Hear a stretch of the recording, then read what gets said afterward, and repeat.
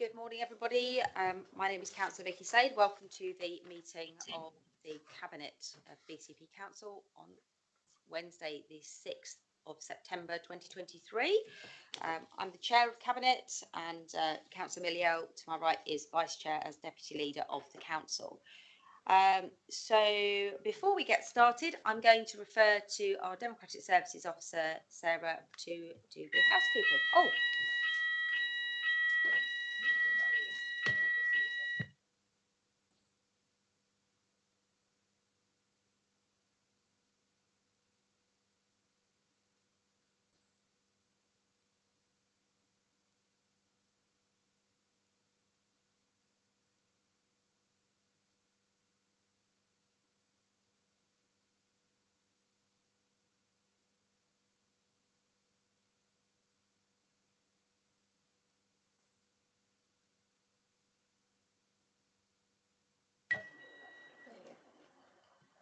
Apologies, everybody in the room, and for those of you online who may have heard that awful sound.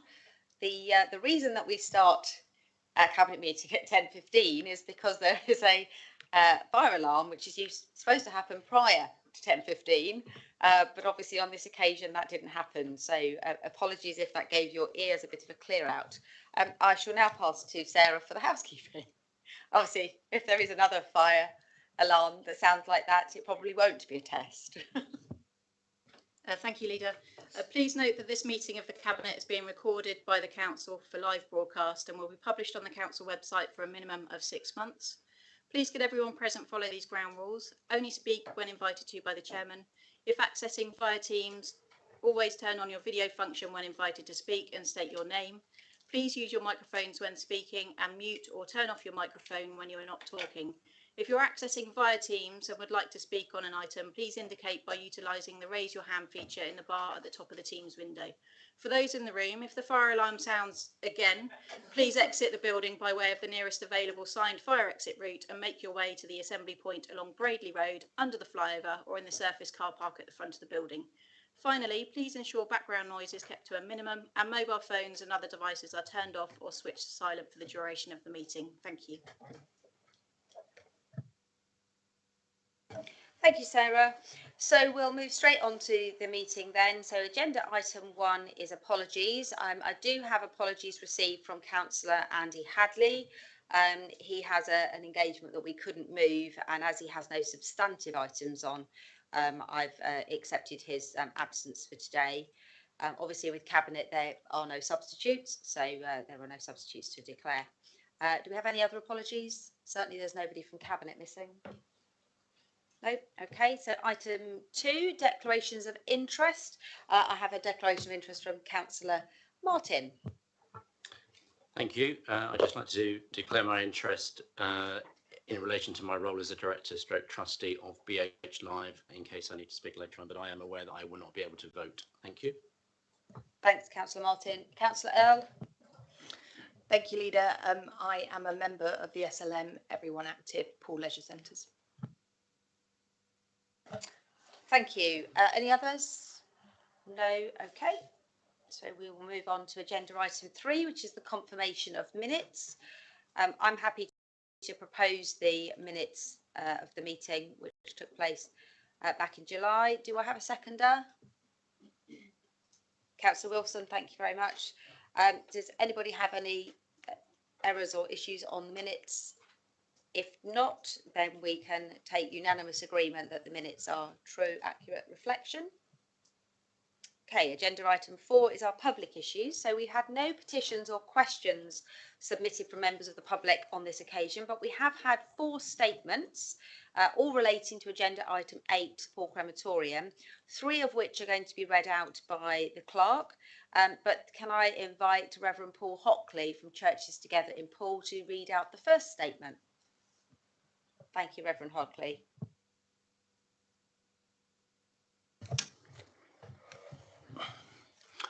Thank you.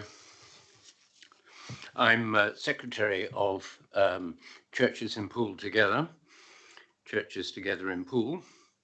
The chairman isn't available to be here, John Ainsworth. Bournemouth is the second busiest crematorium in the UK. If there isn't crematorium facilities at Poole, it would seem there'll be serious problems when the gas crematorium at Bournemouth are due for replacement in 27-28.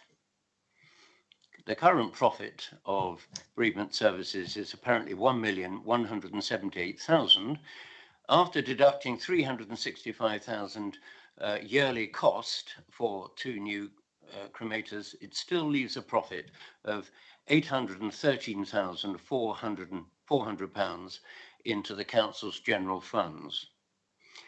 Bereavement services should not be used as a cash cow for other council services. Any profit on bereavement services should be used surely first to enhance that service. If electric cremators were installed, BCP could claim to have one of the only few carbon neutral crematoriums in the UK. So that is the statement from Poole Churches Together in Poole. We've widely circulated our members, and there's overwhelming support for the 2 new electric crematoria in Poole. Thank you very much. Thank you, Reverend Hockley. Just to make you aware that I was speaking on behalf of Mr. Ainsworth. Both myself and the deputy have been in touch with him in the last 24 hours regarding this, so he is very aware of what's going on, even though he can't be here himself. Thank you. Statements don't get a response, but we will be covering all of those issues within the debate at agenda item 8. So there's further chat about that later in the meeting. So between us, yes. So when we come to agenda item 8, we will be debating the issue, and the issues that you've raised are likely to be discussed during that time. Yes, please do take a seat in the public gallery. You may stay for as long as you like. Good. I must slip out to move the car in an hour's time. That's fine. Thanks very much. You're welcome. So Sarah, can I invite you to make the other public statements? Thank you. Thank you, Leader. The other statements all relate to the same agenda item for today, agenda item 8. The first statement comes from Nick Douche, and it as follows. We stand here as concerned residents, deeply troubled by recent decisions surrounding Poole Crematorium. The claim of lack of funds for maintaining this essential service raises eyebrows when we recall that services worth an estimated 500k to 1 million went uninvoiced for nearly a year. The irony cannot be ignored. We believe in accountability and transparency. We question why private investment options were overlooked and why sentiments of families who value Poole Crematorium weren't given more weight. We must restore the dignity of choices and trust in local governance. It's crucial to prioritise transparency and community engagement to make well-informed decisions. The next statement comes from Reverend Helen Bailey, Churches Together in Broadstone. On behalf of Churches Together in Broadstone, leaders and laity, we strongly oppose pausing installation of new cremators at Poole Crematorium. Those needing local ceremonies services are distressed, forced to choose between accompanying their loved one on final journey to Bournemouth or attending the wake of family and friends. Distance, journey, time prevents both, causing serious risk of Poole Crematorium and local funeral directors other than tappers going out of business. It impacts the bereaved's ability to hold church funerals for the same reason, denying their spiritual role and comfort received. We urge you to proceed with installing cremators. The last statement comes from the Reverend Karen Gorham, Bishop of Sherborne. The decision to restore the full crematorium facility was met with much relief. Many look to Poole as their nearest crematorium, including Blandford, Purbeck and Wimborne. The removal of the body for disposal elsewhere isn't always acceptable, and families have been forced into paying for a private cremation or going elsewhere. In 2021, 78% of the population chose cremation. In 1970, it was 55%. Alongside an increasing and ageing population, demand will only increase. Investment in the cremators at Poole will meet pastoral and financial need, so I urge the Council to continue to invest in them. Thank you.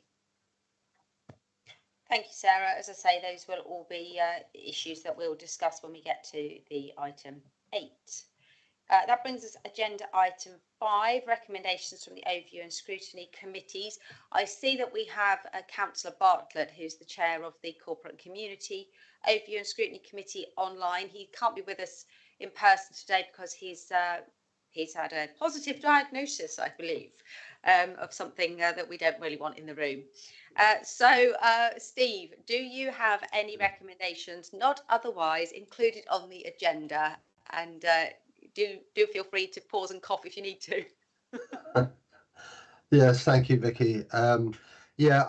Unfortunately, if nothing else, this serves to highlight the need to reform the ONS process, because there's some really important things on the agenda today, and none of these have had the opportunity to go through the overview and scrutiny process. So I don't have any recommendations for the Cabinet this morning from ONS, because we haven't had a chance to discuss them. However, I do have some comments that I will make as an individual, if I'm allowed to, at the appropriate time in the agenda. Thank you, Leader. Thank you, Councillor Bartlett. We welcome you and all councillors to make comments about the meeting. It's something that we introduced back in 2019, and I'm proud to continue. Just for the benefit of the public, we have raised concerns about the fact that there haven't been what we would consider to be full scrutiny, pre-decision scrutiny of Cabinet matters. And so the Audit and Governance Committee tomorrow night will be looking at changes to the Constitution which restore that, and assuming that they recommend it, it will be coming to Council next week, where I will absolutely be voting to restore the pre-Cabinet scrutiny, so that we can make sure that everybody has the right to have what they feel is important scrutinised. So with you on that one. Agenda item 6, this is the budget monitoring 23-24 Q1 update, which is being presented and proposed by Councillor Mike Cox. Do we have a seconder for this one, please? Councillor Wilson, excellent, thank you very much. Councillor Cox, if you'd like to present the paper. Thank you, Leader. Yes, I'd like to present the budget monitoring for 23-24 and at Q1. If I cast your mind back to the budget which was set for 23-24, you remember that we set a balanced budget, or a balanced budget was set. However, that included £30 million drawdown from reserves, which actually is no longer possible. There is also £34 million worth of savings in that budget, including £9 million of unidentified transformation savings. On the basis that they're unidentified, I just call them mythical, so they don't exist. And therefore, you know, the budget that we have for 23-24 is a risky budget, and that is quite clearly identified. Included in this, if any of these savings that we make in 23-24 are one-offs, that just adds to the pressure in 24-25, and it just adds to the pressure on £44 million worth we have to find. So we are in a serious financial position. As you can see from the report, there are current year pressures as well, already identified in Q1, which require mitigation measures. And I'm satisfied that these will be found, but in future I would like these mitigation measures to be identified. Otherwise, then we're just exacerbating the problem. So on that basis, I would like to move recommendations A and B.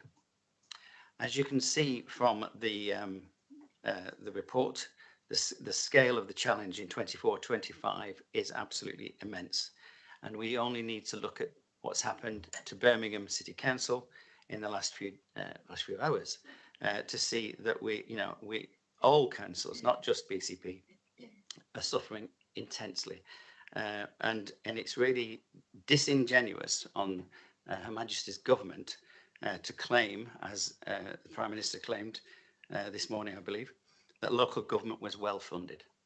I think this is an appalling statement, and I certainly look forward to the Conservative colleagues on the LGA to condemn that statement in the strongest possible terms. And on that basis, I would also like to move the recommendation number C, which is to have a freeze on expenditure going forward from the next quarter in order to give us the best possible chance of providing a balanced budget for 24-25 when it comes to setting that in a few months' time. Thank you for that, Councillor Cox. Can I just seek some clarity on the recommendation C, which is the expenditure freeze? What I don't think you're saying there is that we stop spending any money. I think what you're suggesting is that it says expenditure freeze and vacancy management process. Yeah. Clarity that new spends and filling currently vacant posts have to go through a process and justification rather than them being automatically done under normal delegations. Is that what you're saying? That's exactly what I'm saying. This is exactly the same process as happened last year when the government insisted that the council had to produce a £10 million surplus for last year. And when I say £10 million surplus, I mean a sort of £10 million less deficit than they previously budgeted for. So yes, it's exactly the same process as was followed in September last year. And therefore, in order to give us the best possible chance of setting a balanced budget for 24-25 and not going the way of Birmingham, then I feel as though recommendation C is absolutely vital. Thank you for that, Councillor Cox.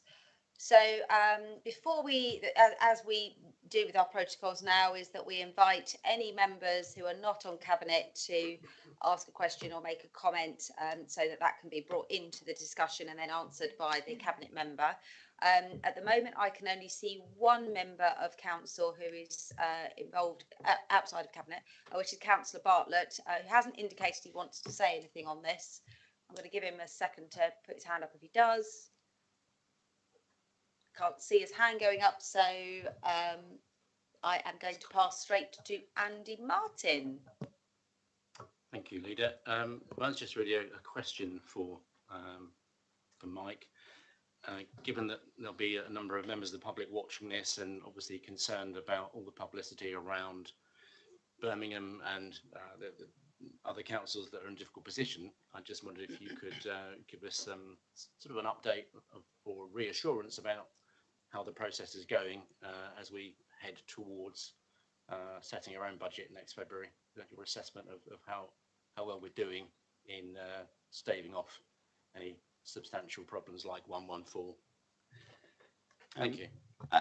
We've obviously set ourselves a process in terms of meeting regularly with CMB and going through budgets in detail. This process is continuing. I think there are clearly some very, very difficult decisions that we will have to make in the next few months. And they will be painful, not just for the service, but they'll be painful for the people having to make the decisions. So I think that process is continuing. I am hopeful that we will get to a balanced budget, obviously, next year, but we have to give ourselves the best possible chance of getting there. And that's why we have to take some of the measures that we're talking about. Certainly in the first quarter, which we're talking about here, we were blessed with some good weather, which I'm afraid we can't say we were blessed with in the second quarter. So, clearly, I'm expecting additional pressures in this second quarter over and above what we've got there. But that's why we need recommendation C to be approved more than ever. Councillor Burton. Yeah, mine's not so much questions, but just a couple of observations. In the paper, it notices we've been invited to join the safety valve programme for the direct school grant deficit, and later on in the paper it reads very much that, and as we suspect, it's an invitation, but it's an invitation that we will find difficult to refuse. My concerns, and I do totally understand the deficit. I do understand the Children's Services responsibility of removing that, reducing that deficit, and it is at the moment increasing. But it is a government scheme of focusing on the finance of it, not necessarily the improvement for children's services. And I do have some concerns that it's going to add further stress to children's services going through that process. And I do feel that we need to be aware of the extra work it's going to require for a service which is at the moment doing a lot of work. and we need to bear that in mind through this process. Councillor Cox, did you want to respond? Yeah, I wholeheartedly sympathise with the statements you just made, and whilst it is an invitation, it's probably an invitation that we can't refuse, and therefore, you know, I think we will have to go through the pain, as you've called it, but you know, the more we can support children's services to continue on their improvement journey, the better, and obviously everybody's focused on improving this children's services and not going backwards from here. So yes, that is a double challenge that I'm afraid the Children's Services is going to have to take on board. Councillor Hannah. Thank you. Just a brief comment about the 9 million of unidentified transformation savings that were included in this year's budget. I must admit, having taken over the portfolio, I was slightly puzzled that there would have been a so-called saving of that kind. I can only express some sympathy for the additional pressure that is creating in the budget overall. But could I confirm that work is now ongoing to identify transformation savings which can be included in next year's budget? And I hope that that will come to fruition within several weeks' time. Thank you. Thank you, Councillor Hannah. Councillor Brown, please. Thank you, Leader. Yeah, just a couple of comments on this report. I was particularly drawn to figure 2 and figure 3 in the report. So figure 2, the summary of projected movements in reserves, and the quite dramatic, and this is obviously the budget that was set in February, and it was budgeting to reduce our total reserve position by 47.5 million this year. So that the forecast for the end of March is £38.9 million of financial reserves for the council. And in contrast, when we talk about the dedicated schools grant accumulated deficit, that is forecast by the end of, well, the accumulated deficit at the end of March this year, being around £62.9 million deficit. And I think it's really important for the public listening to this to be clear about the council's financial position. I still hear lots of comments about, oh, the council's got millions of pounds, we see them spending millions of pounds on this, that and the other, there's, you know, loads of money in the pot, and not really believing the difficult position the authority's in. And just those figures that show that effectively our sort of overdraft on the dedicated schools grant is about 63 million by the end of March, it's forecast to be, whereas the money in our savings account will be about 39 million by the end of March. So, you know, technically we've got more in our deficit than we have in our savings account, and I think that's, for me, that's the sort of stark position that the public and residents unfortunately need to be aware of, that we're facing and that we're having to deal with. I'd like to just comment quickly, as in my role as portfolio holder for health and wellbeing in Appendix 1, just touch on the large numbers, obviously within adult social care and health, the large budgets, there's a lot of expenditure within those areas, and I'm really pleased that although, as it notes in Appendix 1, there's pressures growing, there's increased demand in certain and variances, you know, anticipating exceeding budgets in certain areas, that due to some really good work, that overall that the in the wellbeing area managing to sort of balance that out with savings in other areas. So at the moment we're forecasting a sort of balance and delivering on budget in the remainder of the year. So I'm really pleased with the sort of work that's going on there to be aware of where the pressures are coming and finding sort of better ways of working elsewhere to balance that. In terms of the recommendations before us, recommendation C is a difficult one. We saw the sort of impact last year of the sort of freeze on non-statutory spend during the financial year, and it will undoubtedly have an impact on departments and on staff and on what we're doing as an organisation and the services that we're delivering for the public. It will have an impact by freezing sort of vacancy management process and non-statutory spend. But I'm convinced it's not the sort of thing you want to do, but I'm convinced it is the least painful option that we have before us at the moment. And actually by doing that, the money that we can save will ensure that it gives us breathing space next year and probably the year after as well to actually ride ride through these financial difficulties and come out the other side. So it's not something I think I'd like to sort of do, but it's something I'm convinced that is the least painful option we have before us at the moment. It's essential that we do it and we implement it, and the staff understand why we're doing it, and are sort of with us on that journey, that, you know, things will come better in the next year or two, and this is some pain that we've got to suffer now. Councillor Cox, did you want to come back on that? Yeah, just to emphasise in terms of the reserves and the fact that we are budgeted effectively to be in a deficit position when you include the dedicated schools grant fund. The government have currently given us, or given all councils, an exemption to include that. So we are at the moment fine in terms of solvency, because we are legally allowed to ignore it. But the legally allowed to ignore it does have an end date in a few years' time. So assuming that everything stays the same, then we will be technically in breach in a few years' time if that exemption is not retained, which is all the more the reason why we have to take every advantage we can to reduce the DSG deficit, and unfortunately take the invitation from the government to participate in the new scheme. Thanks, Councillor Cox. Can I just get some clarity? So I think the issue with the dedicated schools grants are this very, very large amount of money that we're allowed to sort of run at a deficit, puts us technically now, or at the end of this year, all things being equal, you know, with a bigger deficit than we have a reserve. But even if we ignore the dedicated schools grant, we still have a £44 million shortfall for the upcoming year. And even if we put back the £9 or £10 million worth of transformation unidentified savings, that would still be £34 million. So am I right in my understanding that business as usual, there's a 30 odd £million which we could use up all the reserves, but we're not allowed to, and it would also just push the problem down.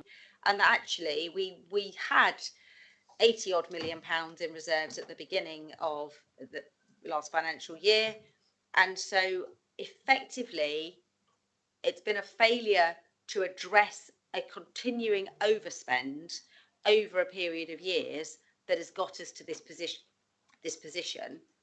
Because I think I want to be really clear. A lot of people say, oh, but you're still building cycle lanes. Oh, but you're still doing X or Y. That the revenue budget, even if we ignore the children's side, you know, we have to make these cuts, even if that was disappeared. I just want to get that really clear, because it's probably one of the top 3 things I get in my inbox. I've seen Councillor Wilson showing, because I'm sure he's going to talk about the demand for temporary housing in paragraph 6, which I'm really worried about, that actually the problems in the private sector housing at the moment is driving the demand for something. And we have, you know, hundreds of families, as we've heard at previous meetings, who are, you know, who we are having to provide housing for, and we can't leave them on the street. So, you know, there are genuine things that we may have to deal with, but I'll let Councillor Wilson go into more detail. But can you just clarify that even outside of the high needs block of the children's, the day-to-day running of the council, we have to make these savings, otherwise we will not have enough money to cover it. Well, you're absolutely right. This is a failure over the last few years to address the overspending of the council based on what is our recurring income, and the monies being spent on cycle lanes are separately funded and nothing to do with the general fund of the council. So actually, you know, there's a lot of areas which the council spends money on, which is actually, you know, the council is told to spend money on that area. It doesn't have a choice. Actually, it's not local government, it's local administration. But the 44 million represents effectively the council's expenditure on day-to-day services, which we will have to address and get below. So we'll actually start building reserves, not actually spending reserves, because the reserves are shortly to run out. Thanks, Councillor Cox. I'm going to bring in the Section 151 officer, Mr. Richins, if that's okay, and then I'm going to go to Councillor Wilson. Thank you, Chair. And, with regards to the debate, I suppose, I could, raise several issues with regards to the exact use of words. However, I think I just probably worth highlighting that in the 23-24 budget, as pointed out, there was unidentified transformation savings. If you want to correct that and no longer have them going forward, then that will add to your £44 million funding gap that you had in your July medium-term financial plan report. Just to highlight that, that will add, not reduce. Gosh. Okay, so our best case scenario was 44 million, although just for some reassurance, we have been meeting fortnightly with the whole of CMB, Corporate Management Board, to actually try and unpick line by line everything that the council is spending so that we can really get under the skin of it. So believe that, we are moving in the right direction. Thank you. Councillor Wilson, do you want to turn your thing on? Thank you, Chair. Yeah, I think you've kind of highlighted the problem yourself quite well there. But yeah, I think it is just to highlight in Appendix A, paragraph 29, the item around the housing options and the temporary accommodation and the difficulties we're going to foresee in the future in terms of the budget pressures. Previously, it's been financed by homelessness partnership grants. And they're starting to taper off now as governments start to kind of wean them away. So I think that's something that we have to be really conscious of. Obviously, we're exploring different options in terms of accommodation and things. But also, I think it's important to emphasise that this is a national issue. I was just speaking to one of my counterparts who is a portfolio holder in a London borough, and they have a much more significant deficit just in this one area of temporary accommodation than we do. So I think we do have a good oversight of it, but I think it's something to be really conscious of and to keep an eye on as inflationary pressures in the general economy influence these things. But yeah, I just wanted to highlight that. Thank you. Thanks for that. And just in terms of an update, as some of you will know, I sit on the Local Government Association Board for Local Infrastructure and Net Zero as a deputy chair, and we were only discussing yesterday the Local Government Association are lobbying again for an increase in the local housing allowance, because this is one of the drivers for homelessness, is that the local housing allowance that people actually receive is not enough to cover even those basic housing. In London, the local housing allowance covers 0.02% of the type of housing that's available, so it's completely outrageous. And the LGA are trying to get the local housing allowance to be linked to the lowest 30th centile of housing, to try and make sure that people can actually afford to rent. So that is work that we'll carry on doing. But just so you know, as a local authority, we are engaged at a national level in trying to lobby for the right thing for people that we are responsible for. Does anybody have anything else they want to add on this paper? If not, we will move to the vote. I don't see any other hands. So we have 3 recommendations before us: to note the budget monitoring position for Q1, to request the Chief Operations Officer and Corporate Director for Resources to present the Q2 report if they with proposals to balance pressures if they remain, and C, to improve the implementation of the expenditure freeze and vacancy management process for the remainder of the financial year. The delegation to the Chief Exec to develop an appropriate policy. So all those in favour? That's unanimous. So thank you very much for that, Councillor Cox.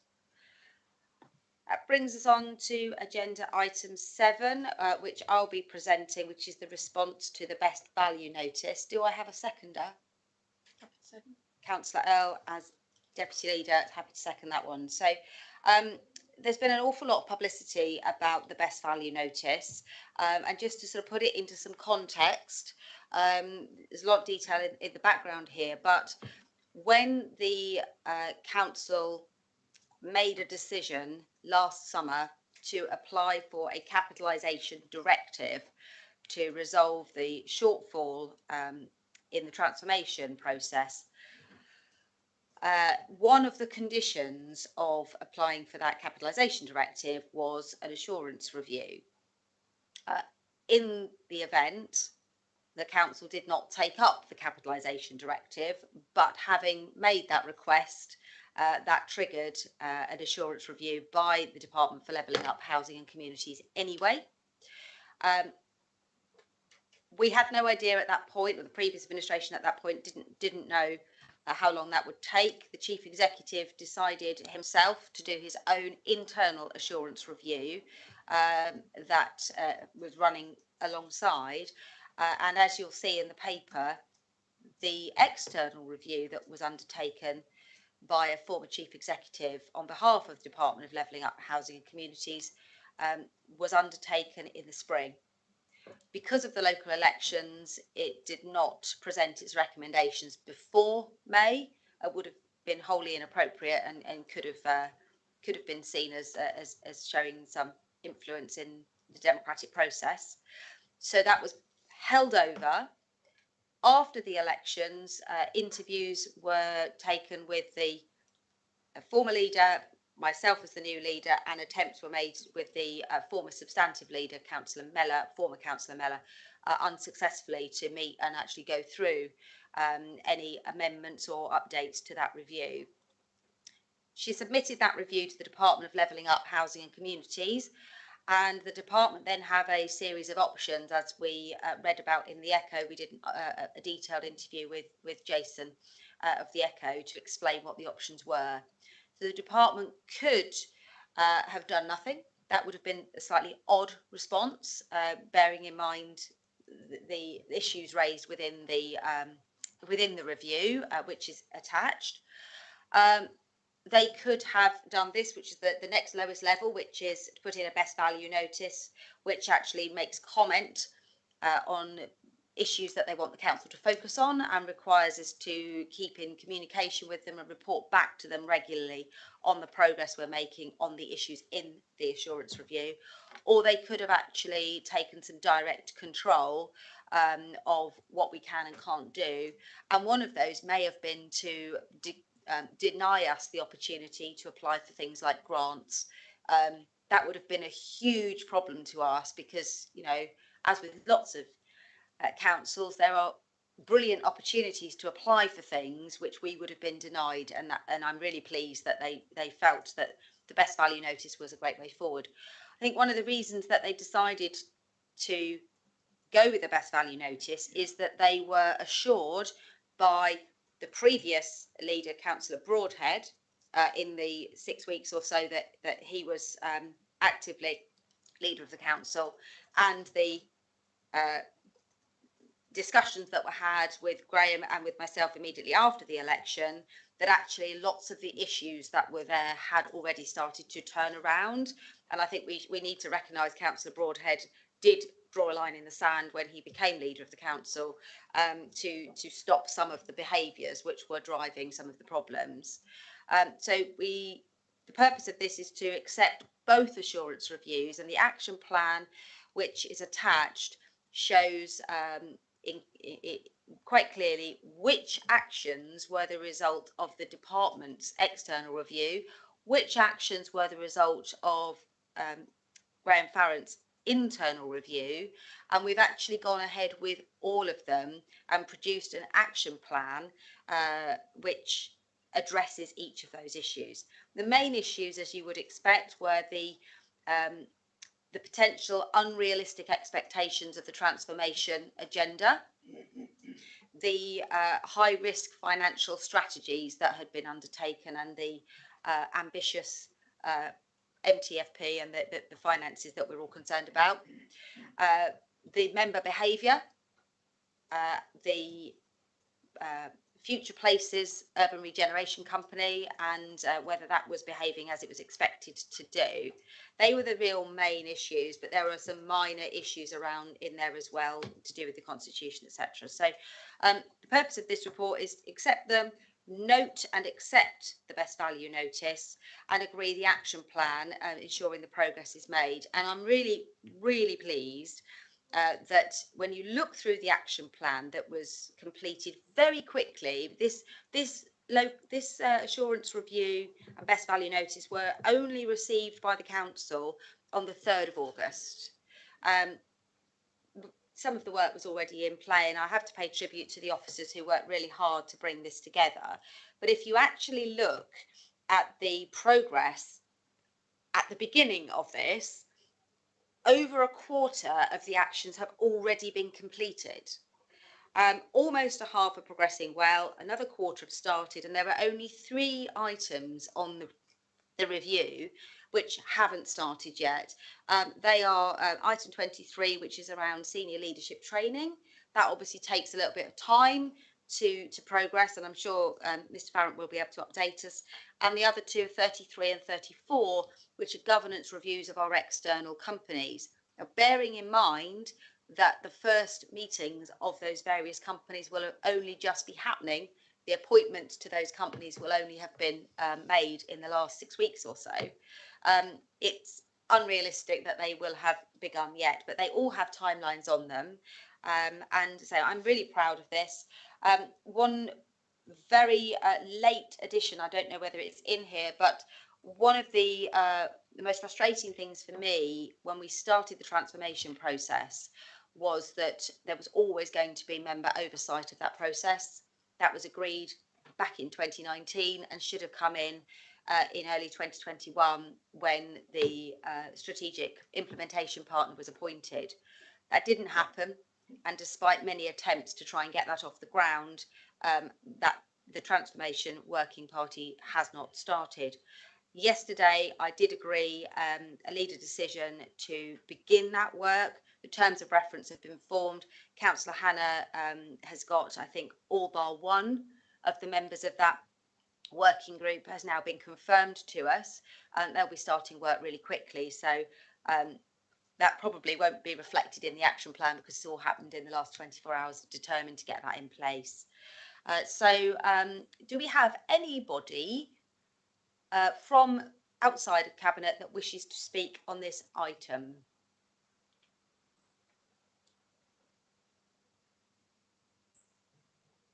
I'm not. Oh, yes, Councillor. I was just waiting to give you a chance to put your hand up. Councillor Bartlett, if I can pass to you.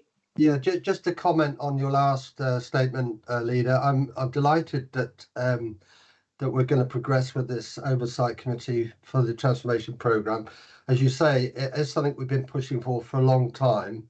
I'm kind of interested to understand who they will report to. As chair of the Overview and Scrutiny Committee, I had considered setting up my own overview working group for the transformation programme. So I think, you know, in view of what you've said, it may alter those plans that we have. But I am very pleased to hear that at last we're going to get this group working on this. Thanks, Councillor Bartlett. So if I can just clarify, I think the initial ambition was that there would be a Cabinet working group that goes way back to 2019, and of course we called for it in 2021.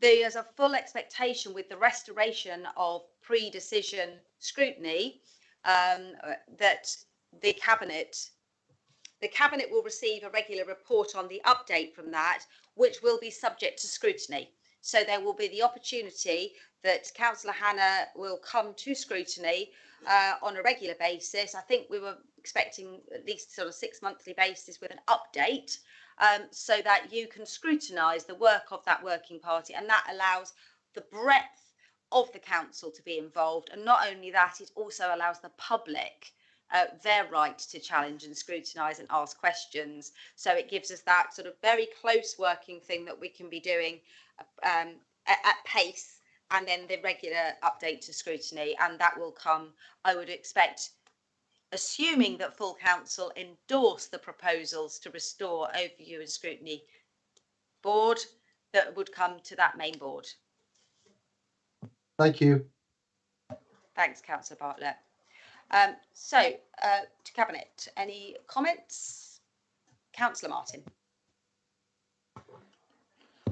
Thanks, Leader.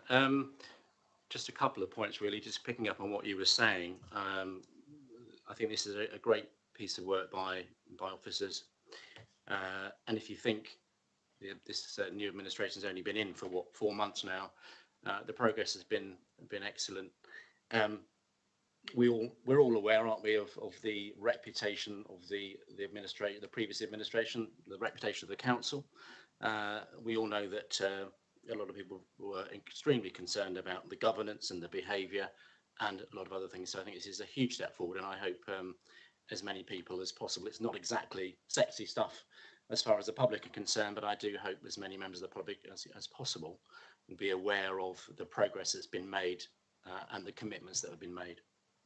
I just want to turn to scrutiny, and I'm glad Councillor Bartlett's here, who's obviously got a great track record in terms of scrutiny. So again, as we know, the previous administration did as much as it could to try and damage the scrutiny process. Again, that's being addressed, which again is fundamental. And on that very note, I mean, any administration, whether it be local or national, it needs to be scrutinised and it needs to be challenged.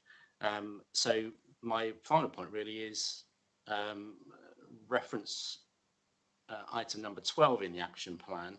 I'm genuinely unclear as to whether this administration, this council, has an opposition. So I was just wondering, do we have an opposition? And I don't know, maybe the chief executive can help us with that one, because I'm generally puzzled. We need an opposition, but there doesn't seem to be one. So perhaps So just for clarity, for anyone who's saying, oh, I haven't got the report in front of me, what's option item 12? It was hold regular CMB, Corporate Management Board, and shadow cabinet briefings, which happened prior to the election, was already in place with myself. And the statement on there that's in progress to date is, since the election, no meetings have been held, and this needs further discussion with the opposition leader. That action sits with the chief exec and the leader of the opposition for the leader of the opposition to request such meetings. But I'm going to pass to the chief exec to actually just respond to the 3 items in red as well, if you don't mind. Thank you, Leader. And it's worth saying, I thought your introduction painted the picture around the reviews very well. And clearly we wouldn't want to have a best value notice under any circumstances. Having received it, I do think this is a strong response, and it's worth saying that I've been talking to the DLUC civil servants about when we need to meet to go through the action plan. They've received this report, they've received the action plan, and they're very happy to meet at the end of September. So they understand that the council is doing everything it can to deliver against those objectives. In terms of the red ones, the first one is the delivery of a development programme for the senior management team. You'll know that we have interviews this Friday for Corporate Director for Wellbeing. I want to get the team engaged. We are designing the development programme now, and we'll implement that afterwards. So what I don't want to do in here is overjudge what we've done. So I felt that whilst we're doing the planning work, actually that hasn't started in terms of the development programme. That will be in place over the next 3 months when we complete the recruitment. So that's the reason for the first one. The other 2 red ones, as you say, are around the companies, and we've got that planned over the next 6 months as well. So we will start on that now once those companies have now met and our non-execs are in place. I think that those are the key issues. In terms of Councillor Martin's question, I do have meetings with the Leader of the Opposition. We will discuss whether or not there is a shadow cabinet and whether that wants to meet with CMB as well. Don't know if there's anything else I didn't cover. Thank you very much, Graham. Councillor Hannah. And then I'll bring in Councillor Broadhead to as he was referenced. But yeah. Thank you. Just to go back to the transformation working group, could I say I do appreciate very much the fact that you made the leader's decision to establish that. I don't know the detailed history in the way that you do, but it clearly is something that is needed and that brings a range of members into the review of transformation, which I think is a good thing. In terms of the query that was raised by Councillor Bartlett, there is a set of terms of reference for the transformation working group, which has been established and is part of your decision. That includes some wording which I hope you will allow me to read out just to clarify the situation. Parties, the Transformation Working Group is a formal working group established by the leader that will sit alongside the formal transformation programme governance. The views of the Transformation Working Group will be presented to Cabinet by the portfolio holder in relevant reports on transformation programme. And then in terms of review, there are a couple of paragraphs that clarify there.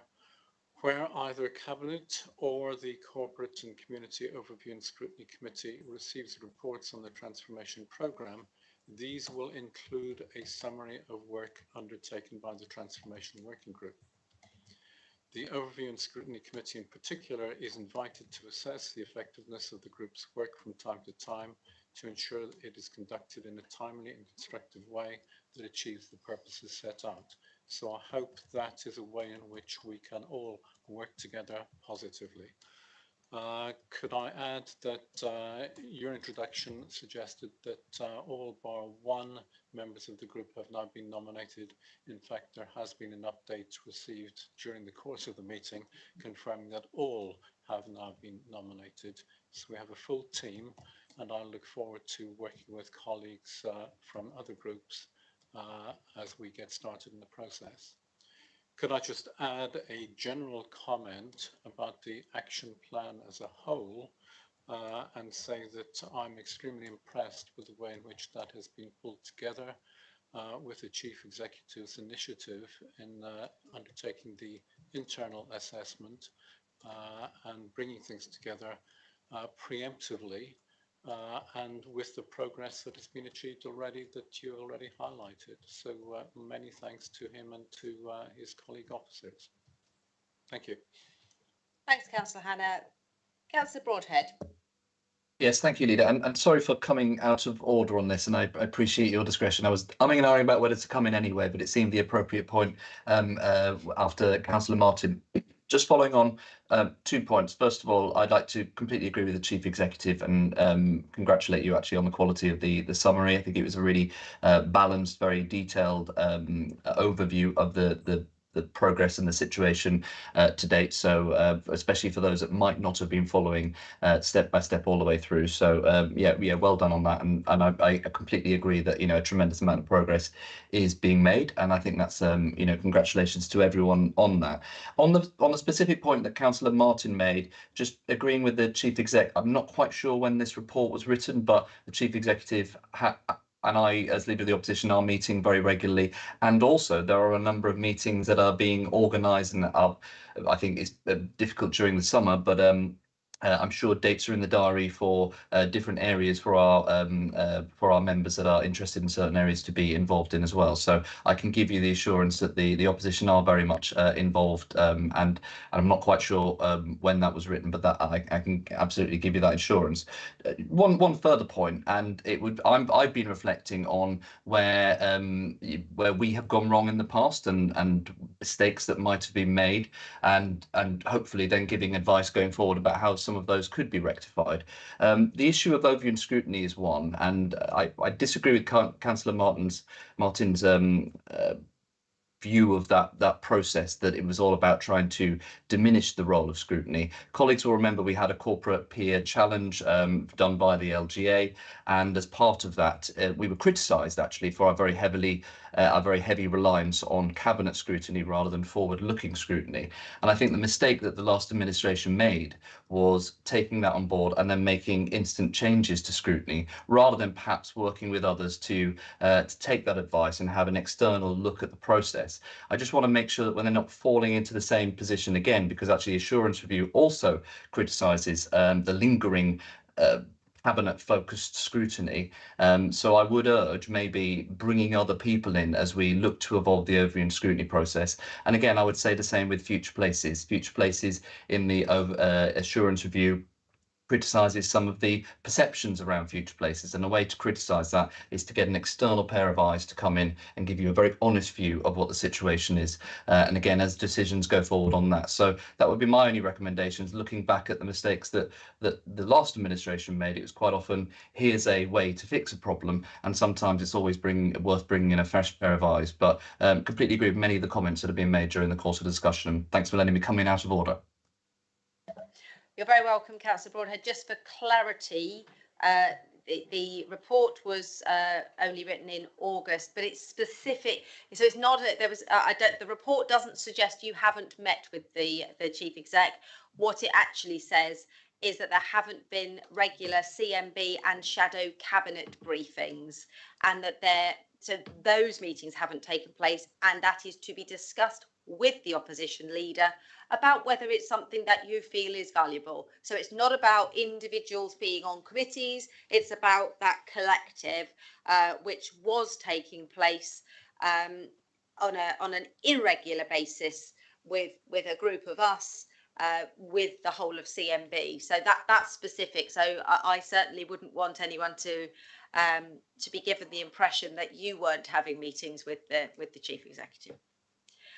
And in terms of the comments around scrutiny, I think we will have to see what happens at full council next week, and whether the full council votes to change the current scrutiny. And then, should it do so, it will be down to the chair of that committee to decide how he wants to balance the work of overview and the work of scrutiny. I think the opportunity that we're putting in place is the opportunity for pre-cabinet scrutiny, not the requirement. I think it's really disappointing that everything that we did in the July cabinet and in this cabinet, there have been no scrutiny meetings in the diary. You will be aware that we have booked a additional scrutiny meeting on the 20th of, provisionally for the 20th of September, to deal with a matter that is on the 27th of September cabinet, because I felt personally, I asked the current chair of the Corporate and Community Scrutiny Board to please scrutinise something that was not on the agenda, and therefore a meeting's been put in to allow that to happen. So, Councillor Burton. Yeah, could I just follow on with my thoughts about overview scrutiny? I'm speaking as somebody, as you know, chaired an overview, children's overview and scrutiny in the previous administration, and the purpose of overview and scrutiny, and how I see it. I know we've all had training, and the training tells us lots of things. One thing it says it's not, and there's a risk of it becoming this, is a form for political attack.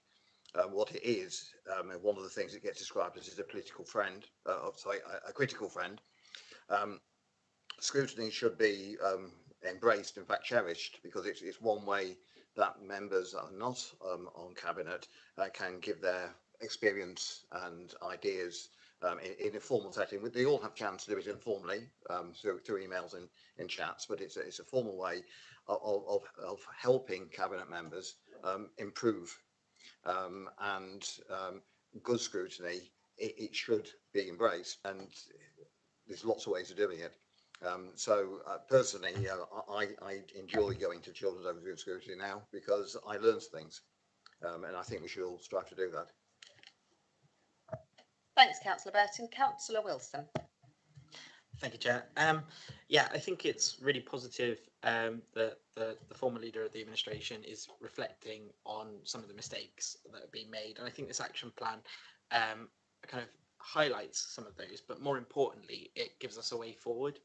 And I think that each action on the action plan has an action owner, which is wholly right. You know, that there's a person or persons responsible, but everyone should be owning these actions, not just those who are highlighted in the report, but the scrutiny, the opposition, ourselves as cabinet members. It is a collective responsibility to move the council forward, make the area better, and I think this is really going to go some way to doing that. So I think it's really, really a positive report. Thank you. Thanks, Councillor Wilson. Anybody else before we go to the vote? No. So with all that wound up, I think it's worth having a read. If you're a member of the public that you are sitting here, have a good read of that, and say that will be going regularly. We'll be updating to see how quickly we can move all of those things to complete. Three recommendations. All those in favour? That is unanimous. So thank you very much, everybody, which moves us on to agenda item 8, which is the Poole crematorium and the reinvestment business case. I'm going to pass to Councillor Earl for the introduction and presenting of this one. Do I have a seconder for Councillor Earl? Councillor Cox, thank you very much. Councillor Earl. Thank you, Leader. So earlier this year in March, the former Cabinet requested this report, and it was to detail the business case for investing in 2 electric cremators at Poole crematorium. And now we have that report in front of us. So although we are all really keen to see cremator provision back in Poole, I know that several of my Cabinet colleagues are also Poole councillors, and it's something that we've been really passionate about pursuing along with the previous administration. However, the paper really tells us that it's not going to be financially viable at this time. What we have in the paper is 2 options to look at to raise that capital. One is to use our strategic SIL pot, which ends up giving us a budget pressure of £27,000, and the other is to use borrowing, which will give us a budget pressure of £365,000. So with interest rates as they are, and the council in a position where it's facing £44 million deficit for the 24-25 budget, we can't, or we're not in a position to be adding pressure to that budget at this point. So the recommendation on this paper from officers is to pause the reinvestment, and that's really what we've got on this paper. However,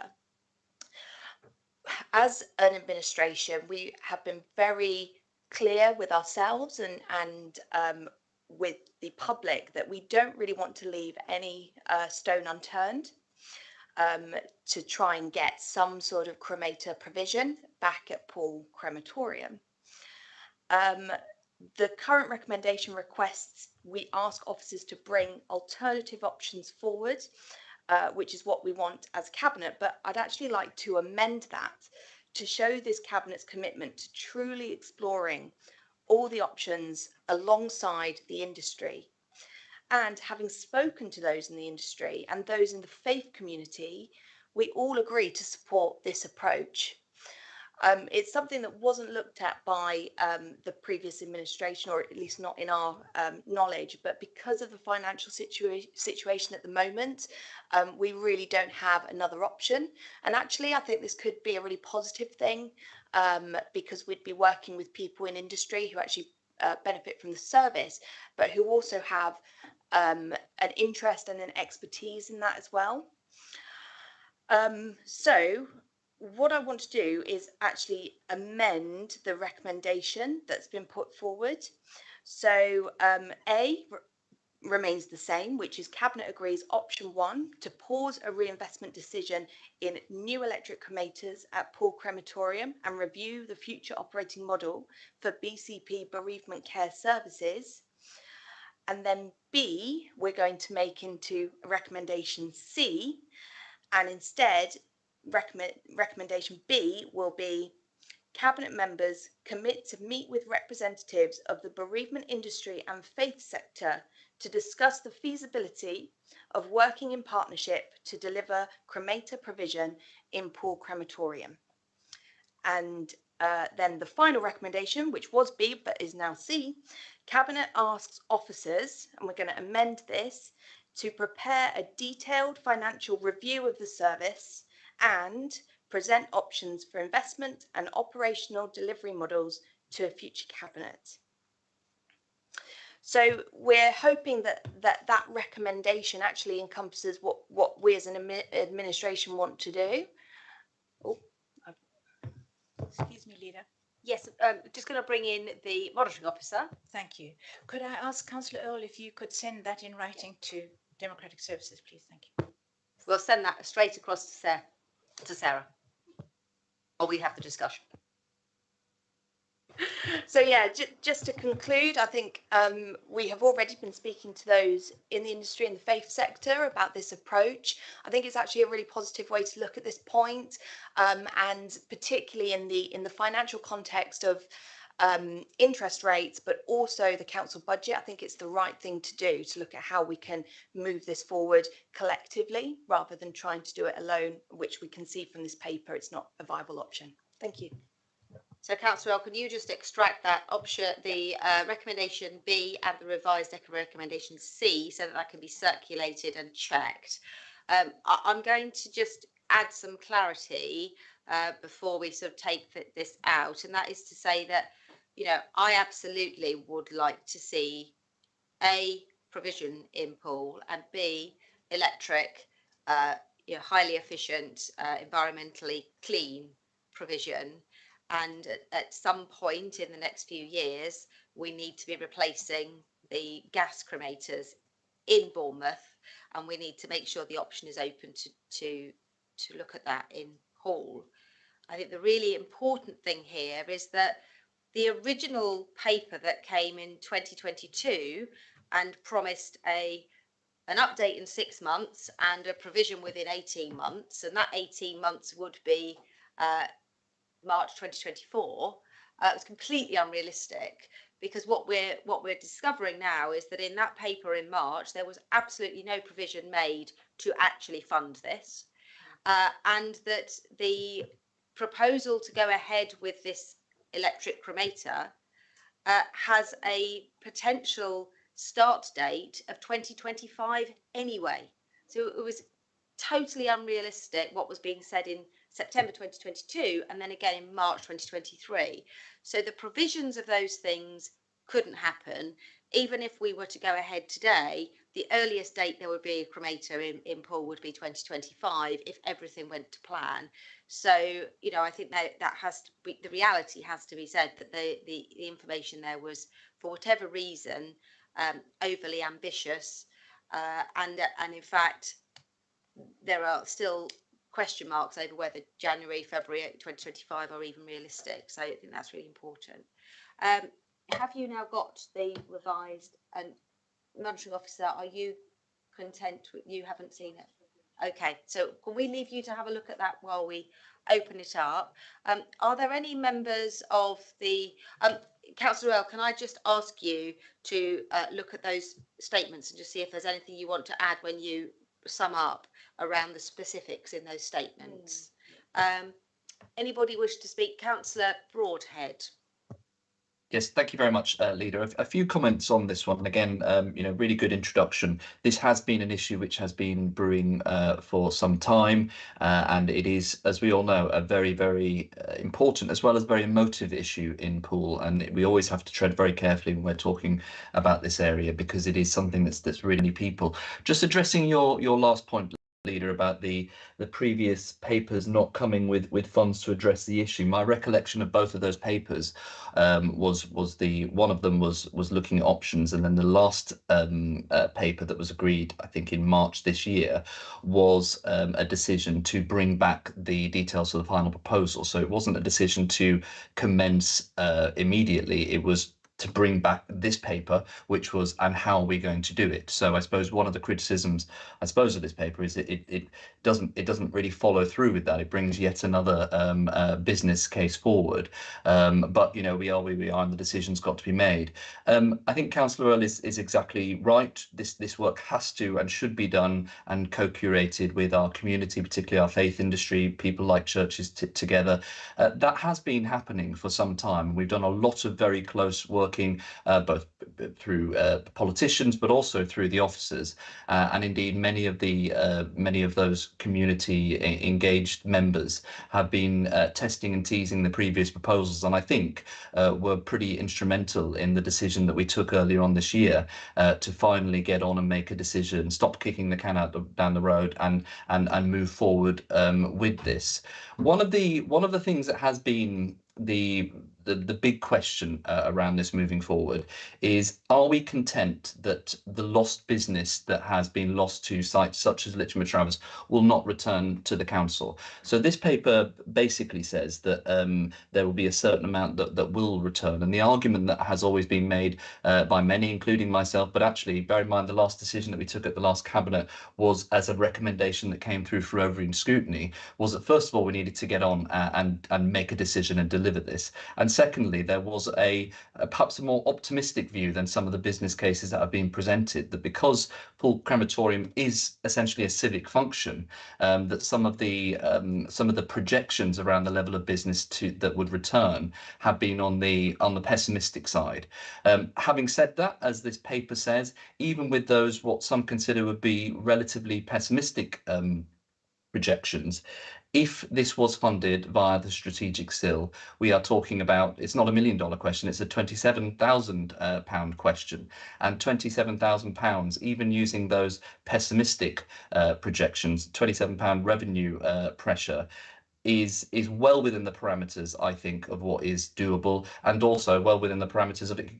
You know, you could easily see a situation where, because you've got a civic-led function, that would be increased even further in terms of the income. So, you know, if those pessimistic projections are 27,000, because this is such an important function, I would urge Cabinet to consider option 2. A lot of work was done around these electric cremators. A lot of work was done with the community about being the right decision for Poole. So my view would be stopping and pausing again, having even more engagement, and then just essentially kicking the can down the road is not the decisive decision that I think we need to see at this time. Thank you. Thank you, Councillor Broad. Just for clarity, the original paper actually stated to bring a paper within 6 months with a provision to start within 18 months. That's what I was referencing, that there was always the expectation among the community based upon that it would be an early 2024 installation.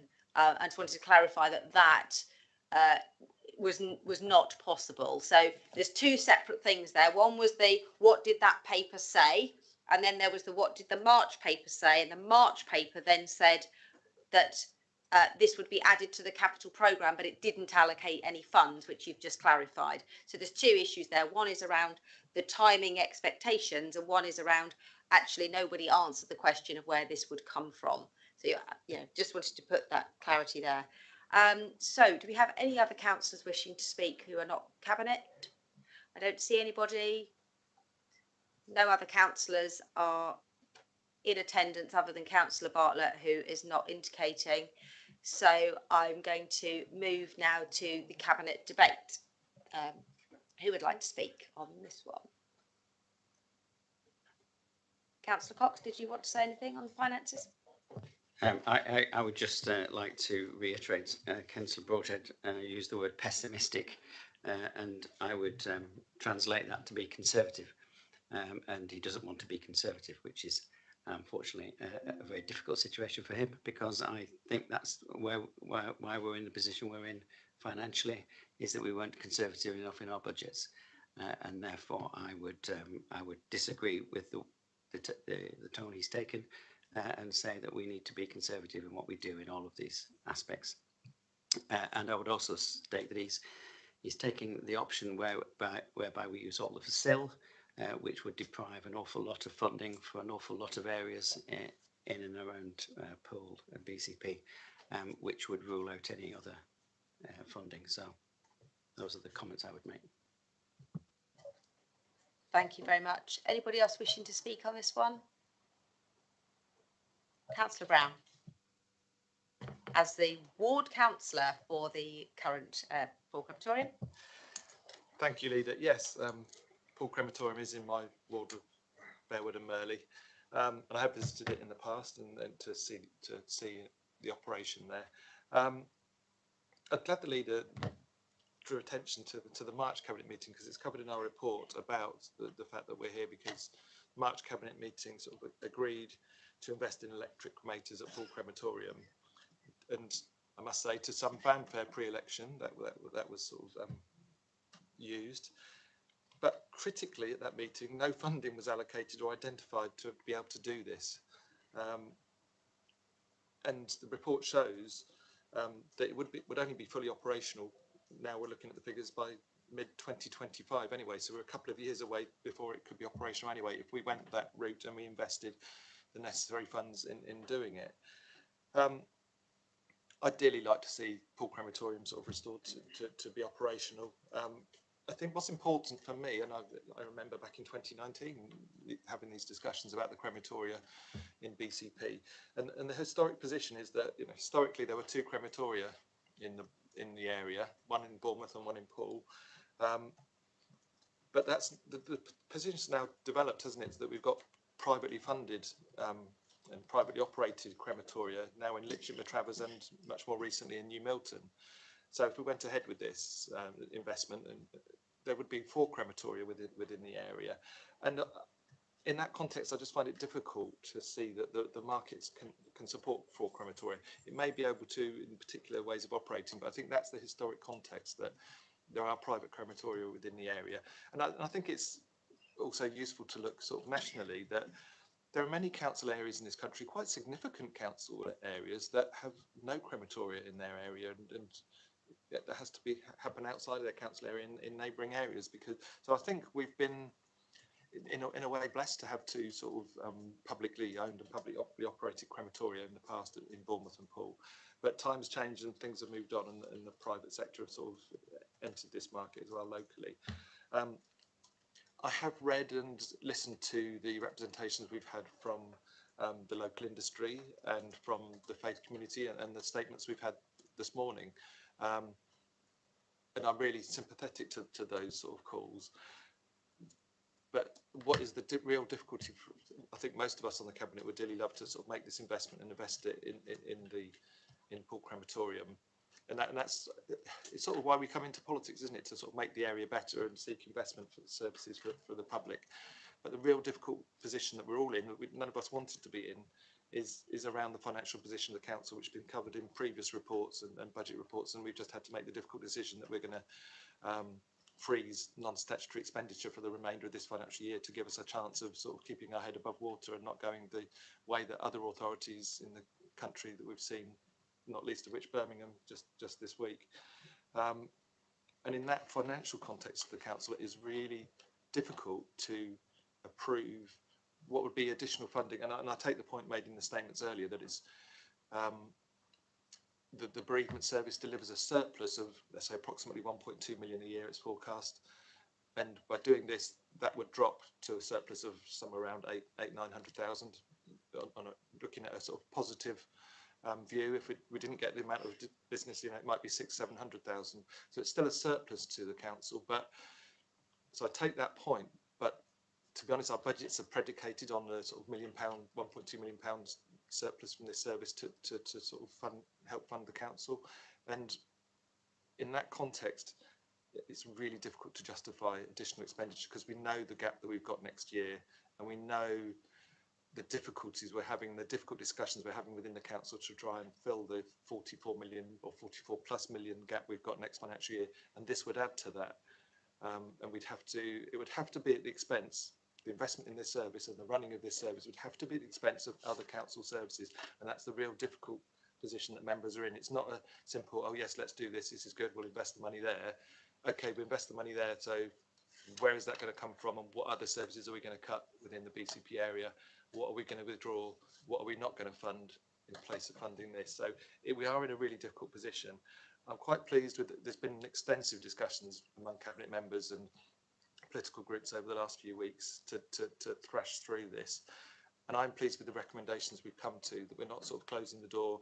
We still want to sort of engage with the community and with the industry around this and look at opportunities. But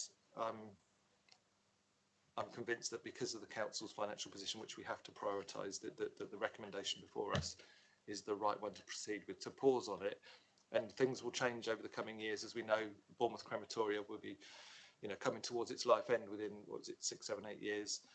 So plans will need to be put in place over the next few years to what's going to happen there. And I think opportunities will present themselves.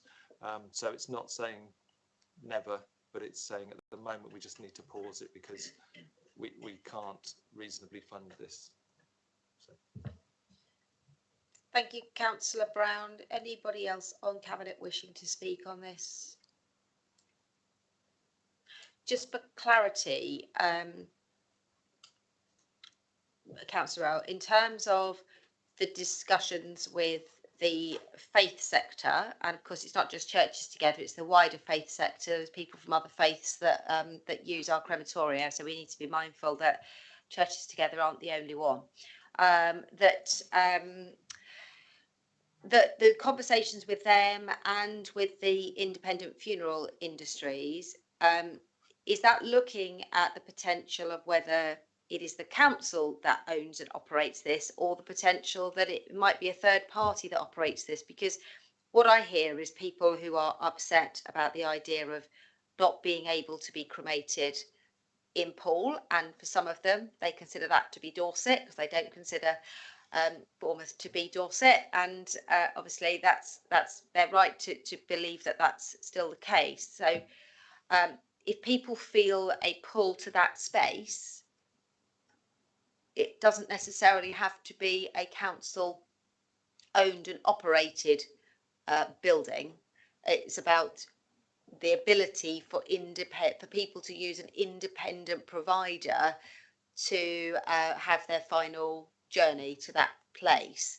I just want to be clear that what we're going to be talking to the sector about isn't just getting their views, it's actually looking at alternative ways of running this, either with them, with a third party, or in some sort of partnership.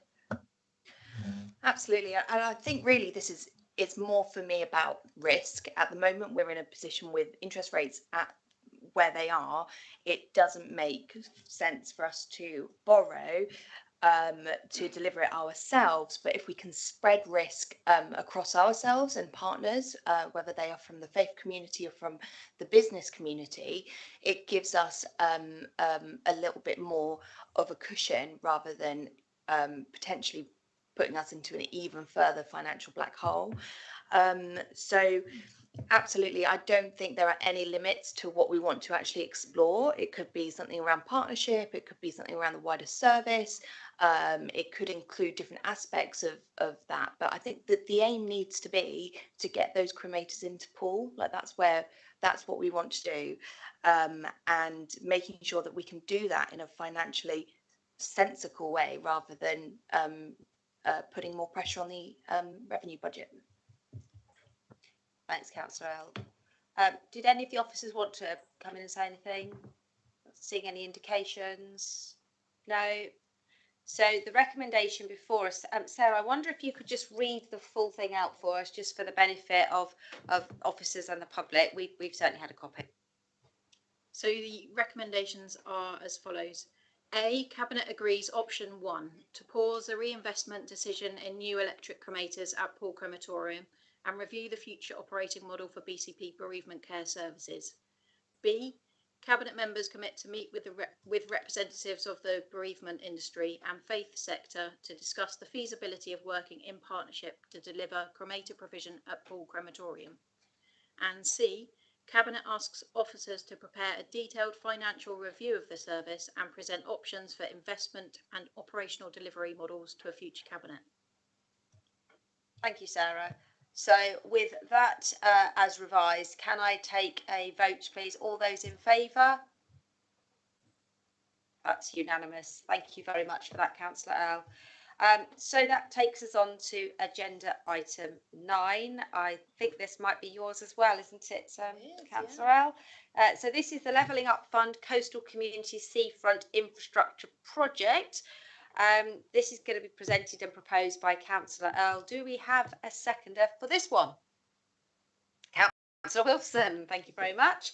So if I pass over to Councillor Earl, please. Thank you, Leader. Yes, I'm happy to propose this paper. It really is the next stage in this award that BCP has from central government for £19.9 million through the Levelling Up Fund for key infrastructure projects along the seafront. and it's really to make a series of improvements that support that levelling up agenda. It includes work in line with the current seafront strategy, such as work to stabilise the East Cliff and reinstate a lift there, structural work to Bournemouth Pier, repair and upgrades for toilets and beach huts, and also infrastructure projects over in Upton, Hamworthy, Hulls Bay, and across the whole seafront with the Coastal Heritage Trail. So, you know, our officers deserve a huge amount of praise actually for getting this, for securing this bid. It's nearly £20 million that we wouldn't have otherwise. And this paper just takes it to the next stage of approving the delivery of the Coastal Community Seafront Infrastructure Project as was set out in the DLUC Levelling Up Funding Award. It also gives authority to the Service Director and to the Cabinet Member for Finance to then spend that money. And then we are also agreeing to update Cabinet on progress of delivery again in September next year. Thank you. And of course, it's worth adding that we would expect that will probably go through a scrutiny process before September of next year to actually look at the progress of that. I can see Councillor Bartlett is on a big screen in front of me, which might indicate that he's, yes, he's put his hand up to speak. So in the normal fashion, we're going to come to non-Cabinet members first to speak. Councillor Bartlett. Yeah, thank you, Leader. Yeah, of course, I welcome this paper and congratulations to our officers for a splendid job in getting this money in. It's absolutely brilliant news, and you know, particularly with regard to improvements to the pier and the toilets along the seafront, and of course the East Cliff as well, hopefully. So yeah, all in all, brilliant news.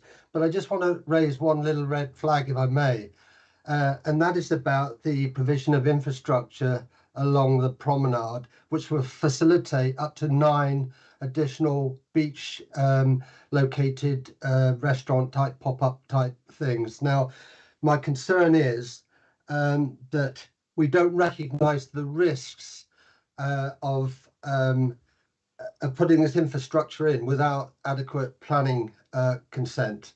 Now, recently I've been able to, whilst I was looking at one development, I found that of all the developments I looked at along the seafront, there was only actually one that had obtained planning consent. And indeed, over four of those sites had actually had planning consent refused. And those were sites that were actually quoted as evidence in our bid for this money. Those sites are still operating, but that's not what I want to talk about now. I've flagged that issue up to the monitoring officer and she's looking at it. All I would ask is that we do recognise the risks, and our risk management process on this project do recognise those risks. They're hardly mentioned in this risk plan, and yet that's a risk that is staring everybody right in the eyes. So it should be one that should be on the risk plan. It's not on the paper that you've got in front of you. So the evidence is there. What I would say is that, you know, some of the proposals will be contentious to some people. Some of the refusals for planning consent were based on non-adherence to the currently approved local plan. So there are real issues there. So all I would say is, you know, some people would be in favour of these, others won't. All that when we do consider them, that it goes through proper planning first, and we go through planning before we spend money on infrastructure to make sure that we can do it. And that everybody is in agreement that we should be doing it, and we should be doing that properly through the planning process. That's all. Thank you, Leader. Thank you, Councillor Bartlett. So before I bring Councillor Broadhead in, Sam Fox, who is the head of planning and destination, wants to just come back and clarify something. So if that's okay with you, Councillor Broadhead, we're going to go to Sam first. Thank you, Leader. I'm grateful for the observation about the issue of the pop-ups and the planning permissions. This is something that I think it's fair to say that we can learn lessons from the way it's been handled.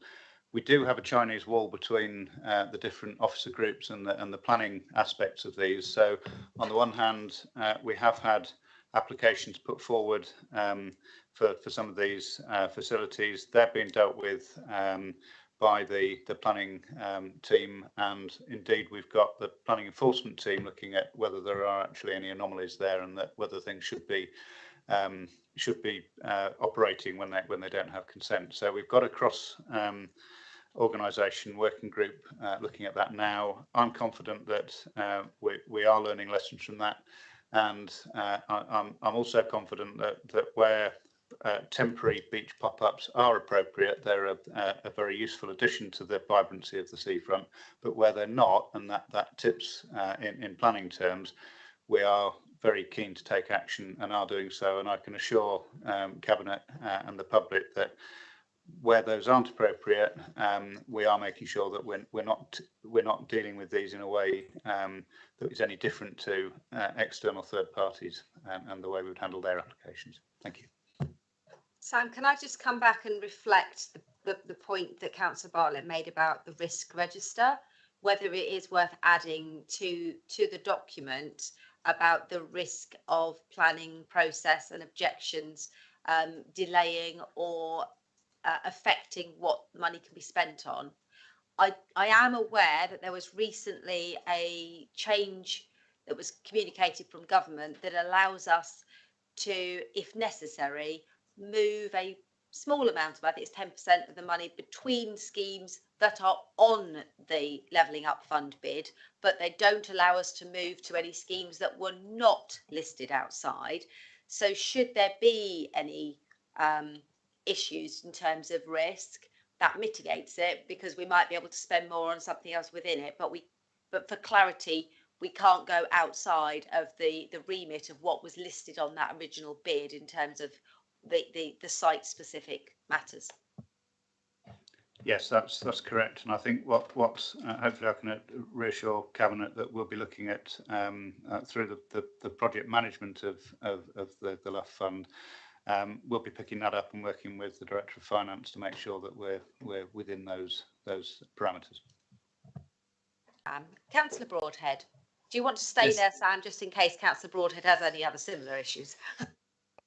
Thank you very much, Leader. And again, like everyone else, I think it's really welcome to have this bid now come through. A lot of work went into it. I'm really proud of the team, both officer and politicians that helped put it together. And again, we're very grateful for government to recognise that this will be money very much well spent. A couple of points which I think will be really welcome. Obviously, Councillor Bartlett has pointed out the work that will be done to the pier, but actually the East Cliff lift site has been a real thorn in our sides for some time. It has been out of action. Not only is it a real, it's an iconic part of our heritage in the Bournemouth area, but actually it serves a real functional purpose as well in helping people that have disabilities or issues in terms of accessing our beach to be able to do so easily. And it's been really difficult because until we are able to stabilise that cliff, we are unable to unlock the insurance money that helps to bring that back into order. So I think it's a real step forward in finally dealing with that issue, which has been ongoing for a number of years. And like Councillor Bartlett raised as well, I really welcome the infrastructure along the seafront. Aside from opening up the sites that he talks about, there are ecological issues as well. You know, there's a lot of activities and events and pop-ups that go along the seafront. And the real issue we've had over a number of years is that we do not have the electricity or water supplies down there. So you will see during the air festivals, for instance, lots of fuel generated generators pumping out fumes because we can't just simply plug it into electric. So this will help not only with these sites that are allocated, but also potential future events along the seafront. I think it opens up huge amounts of opportunities. On Councillor Bartlett's point in particular, I completely agree with him. We need to make sure that the risk assessment is done as comprehensively as possible. And I do hope, obviously, we can look at that at scrutiny. And I hope we also take that opportunity to look at opportunities that this infrastructure might well open up as well. And I know previous work that had been done around our beach hut estate, for instance, having access to water and electricity could give commercial options for people that have beach huts that they rent out to be able to plug in and pay a monthly charge if they wanted to have electricity to their beach huts and things as well, which may well help mitigate some of those very real risks that Councillor Bartlett pointed out. Final point from me, it's not a Bournemouth-centric bid as well. I'm really pleased that the interventions and the opportunities from this bid stretch all the way from Poole all the way over to Christchurch, with things like the Heritage Trail, as well as bridge improvements over in Upton Country Park. So really welcome. I'll do anything we can to get on with it, and look forward to hearing more. Thank you, Councillor Broadhead. I'm going to bring Councillor Martin in just a moment once he's just climbed down off the ceiling. But I just think it's a really interesting point that you make about the opportunities for environmental improvements through the electricity, because it was very obvious during the Air Festival, the number of generators that were being used along there. And obviously, when we get back to a point where all of our electricity is generated from renewable sources, which I hope we'll be able to do soon if the prices come back within the alignment that we're hoping for, then we can actually reduce the environmental impact of everything that we do down there. So I think that's a really, really important point.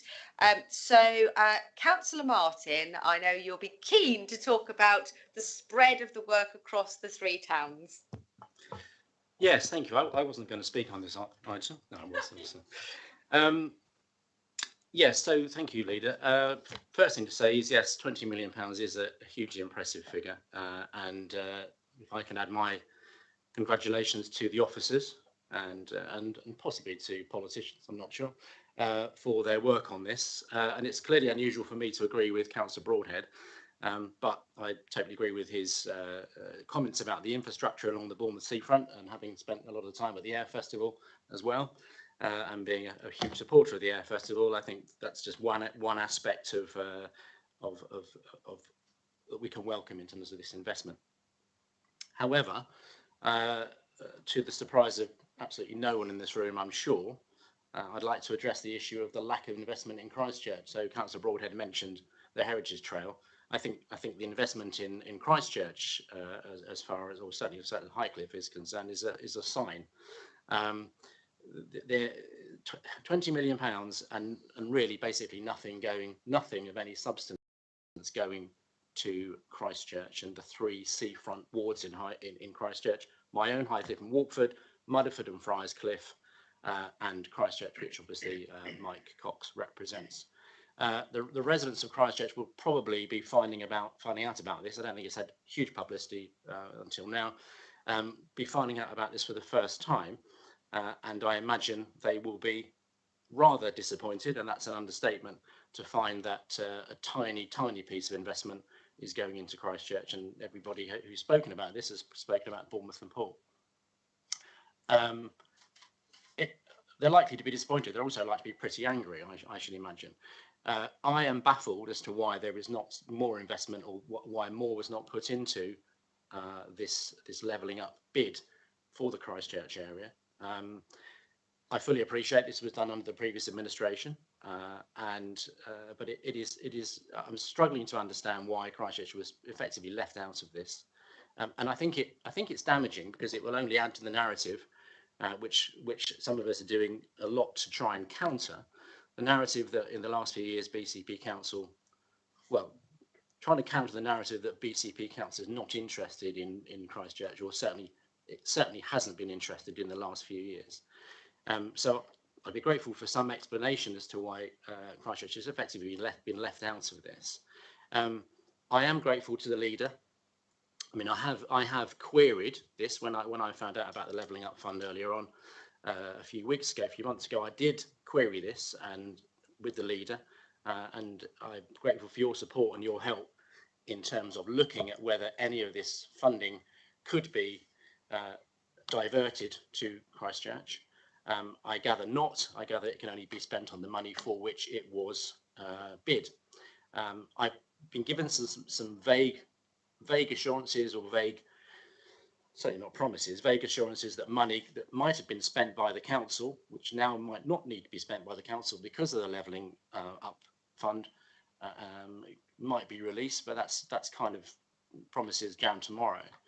And I would say that there is clearly a lot of levelling up to be doing in Christchurch. If I can just pick out a couple of quotes from the report, that this levelling up project, these projects are to promote the quality of life for all, where people live active, independent lives, and also restore, recover and regenerate our natural environment and enhance community access. I've been banging on about community access in Christchurch and particularly in my own ward since I was elected a year ago.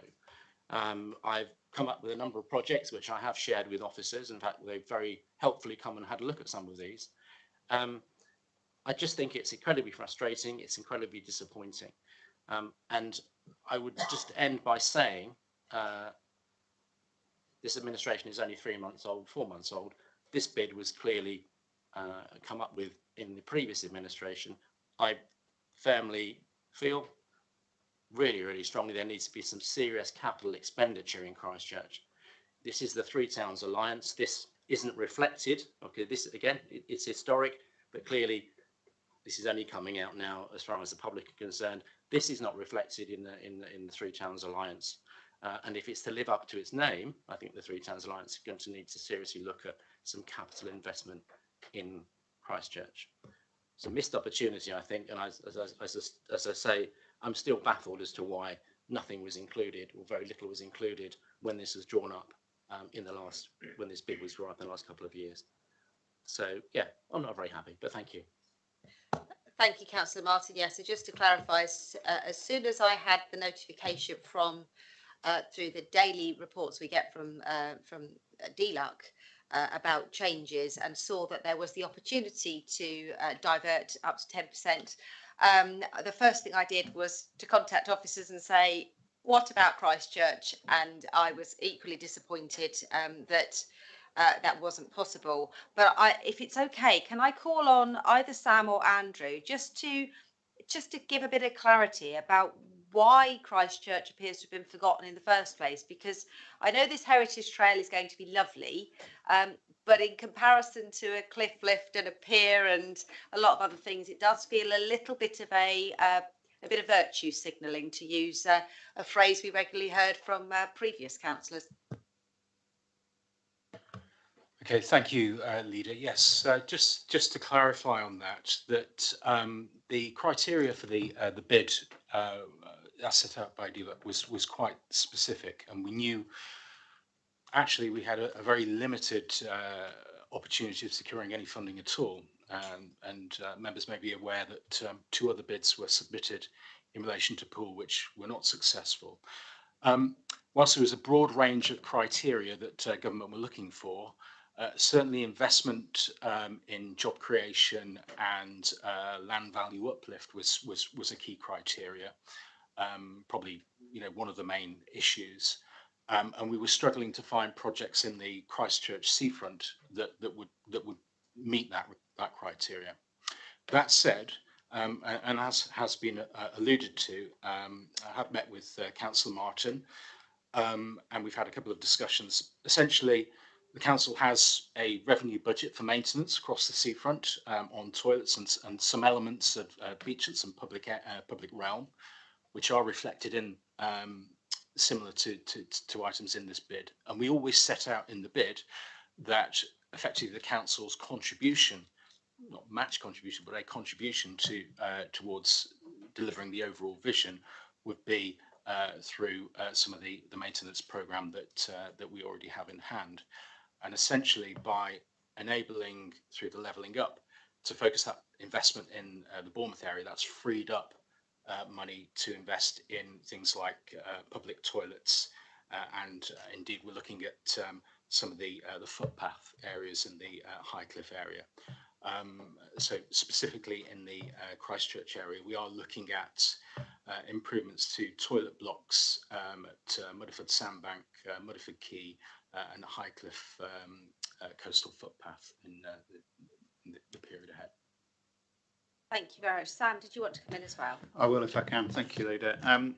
The other thing that is worth noting is that I'm getting quite a lot of feedback at the moment that other areas, especially coastal areas around the country, who've got quite significant deprivation and social indices that they were using in their bids, have failed in their bids for levelling up, and they're looking at us and thinking, how on earth did we pull that off?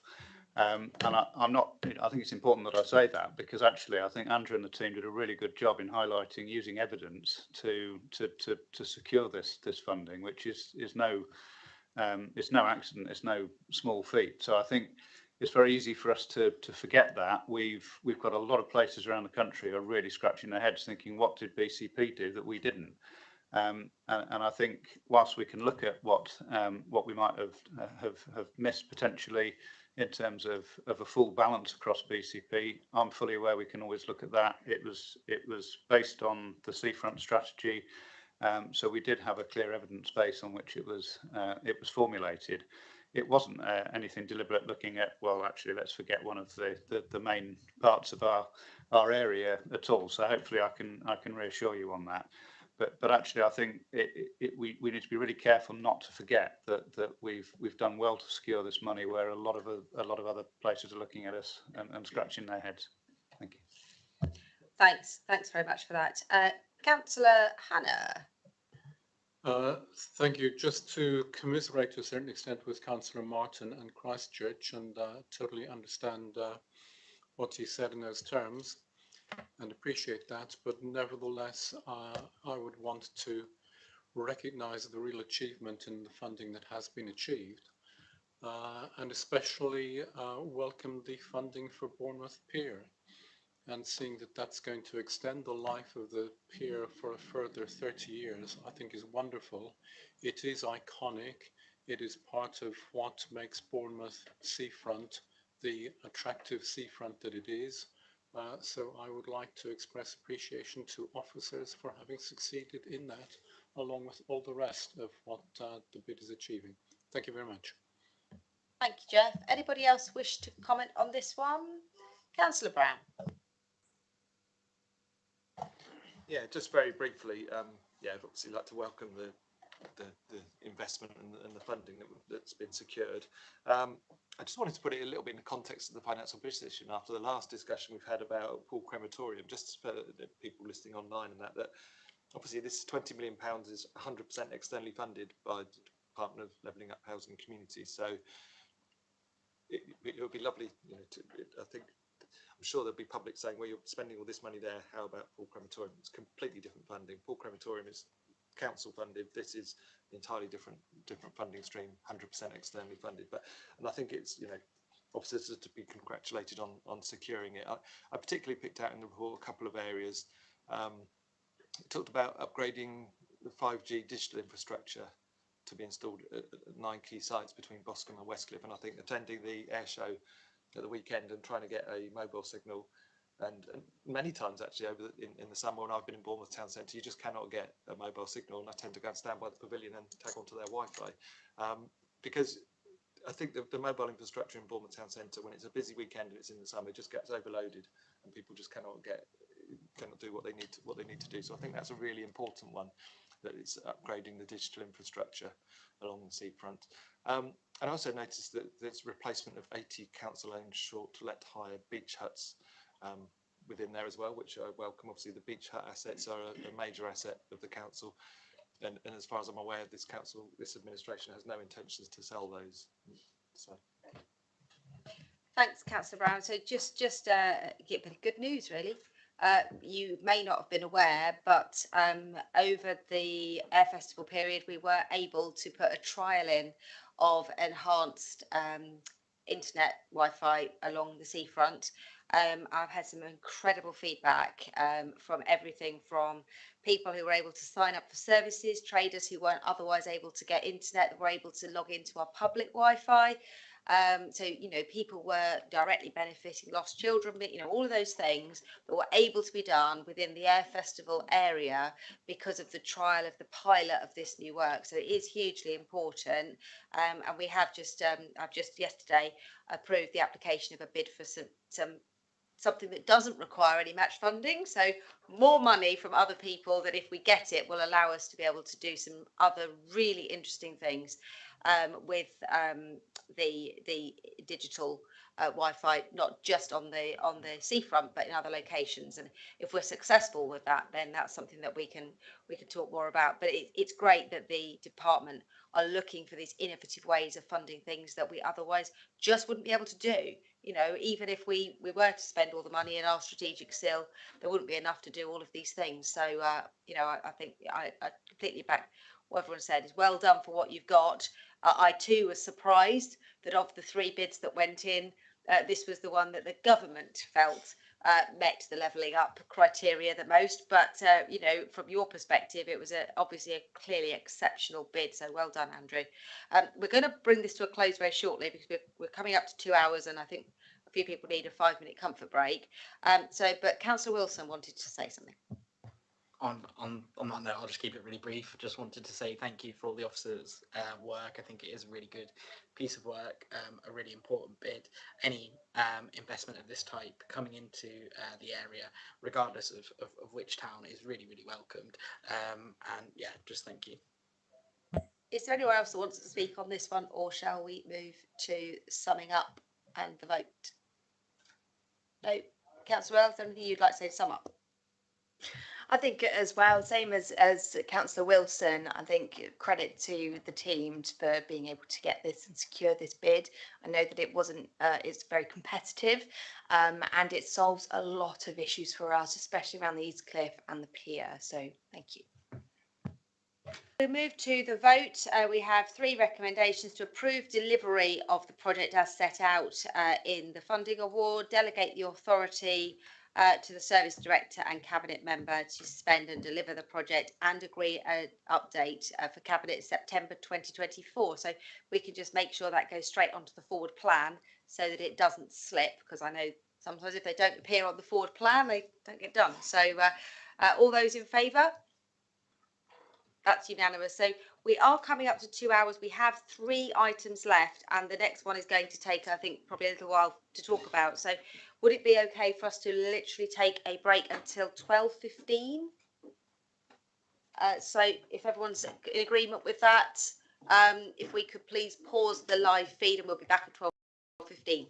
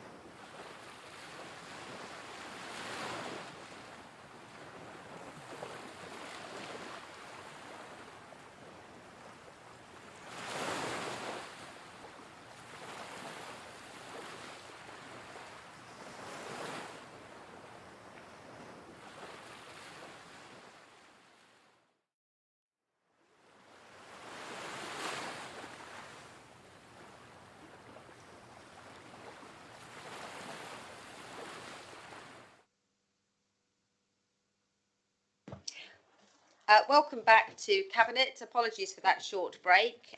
Cabinet are all back in place. I can see we've lost Councillor Broadhead, who's doesn't appear to be staying with us for the rest of the meeting. We have 3 items left on the agenda. The Chief Exec had to step out to take a call, but we're expecting him back.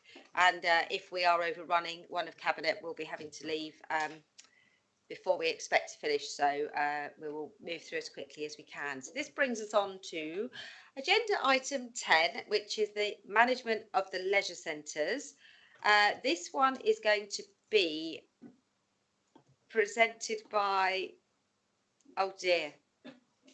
Oh, it's actually going to be presented by Councillor Cox and seconded by Councillor Earl. Sorry, my paperwork said the wrong thing. So Councillor Cox, if you'd like to present the paper, thank you very much. Thank you, Leader. Yes, this report, or this paper, makes recommendations for the future management of the 3 leisure centres, namely Dolphin Leisure Centre, Rossmore Leisure Centre and the Ashdown Leisure Centre in Poole, which, as a result of the ending of the current operating contract with SLM, or Sport and Leisure Management. The paper is based on a comprehensive report base organised by Max Associates, who are a company that is regularly used by Sport England. It produced an original report which actually recommended that the leisure centre were sent out to be used by third parties, or to be operated by third parties. But as a result of a change in the VAT legislation, the recommendation was reviewed. And as a result of the review, the recommendation was changed such that the leisure centres would be brought in-house to provide and harmonise the service, based really on the award-winning Two Rivers Meet facility that the council already owns in Christchurch. And as an administration, we are committed to make BCP an enabling council. And given the future painful decisions we're going to have to make, we will need to control these assets as much as possible. Whether we finally decide to own or outsource these is yet to be decided. So I would, what I'd like to do is to recommend the recommendations set out in the paper, but I would also like to just change 2 of them. Well, A particularly, and in respect of A, I would say that we agree option 2, an in-house model, for the interim future management. So add in the word interim. I would also add in a new B, sorry, I beg your pardon, which states that within the context of A, asks officers to undertake further assessment of options to align the public leisure offer across the BCP area and to consider wider use of these sites as part of the enabling council work stream. And I think that accurately reflects the wishes of the administration based on this paper. There are obviously other recommendations which involve spending £151 million in setup costs so that we can... Sorry, £151,000. £151,000 to be Just clarify that. I had a aim there. 151,000 of in-house setup costs. Get carried away. And also approve 630,000 of capital investment by the prudential borrowing.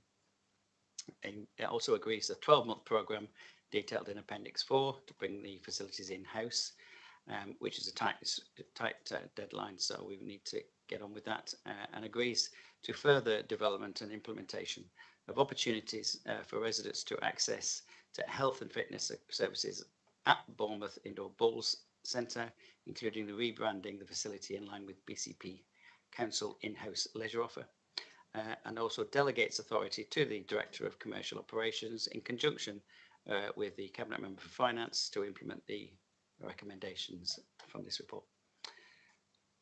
Thank you, Councillor Cox. Before I go to Councillor Bartlett, who's showing all 2 members of the Cabinet, I just need to note that should Cabinet or councillors wish to discuss the details of the exempt appendices at Appendix 1 and 2, the meeting will be required to move into confidential exempt session. So I can just be aware that don't stray into that space.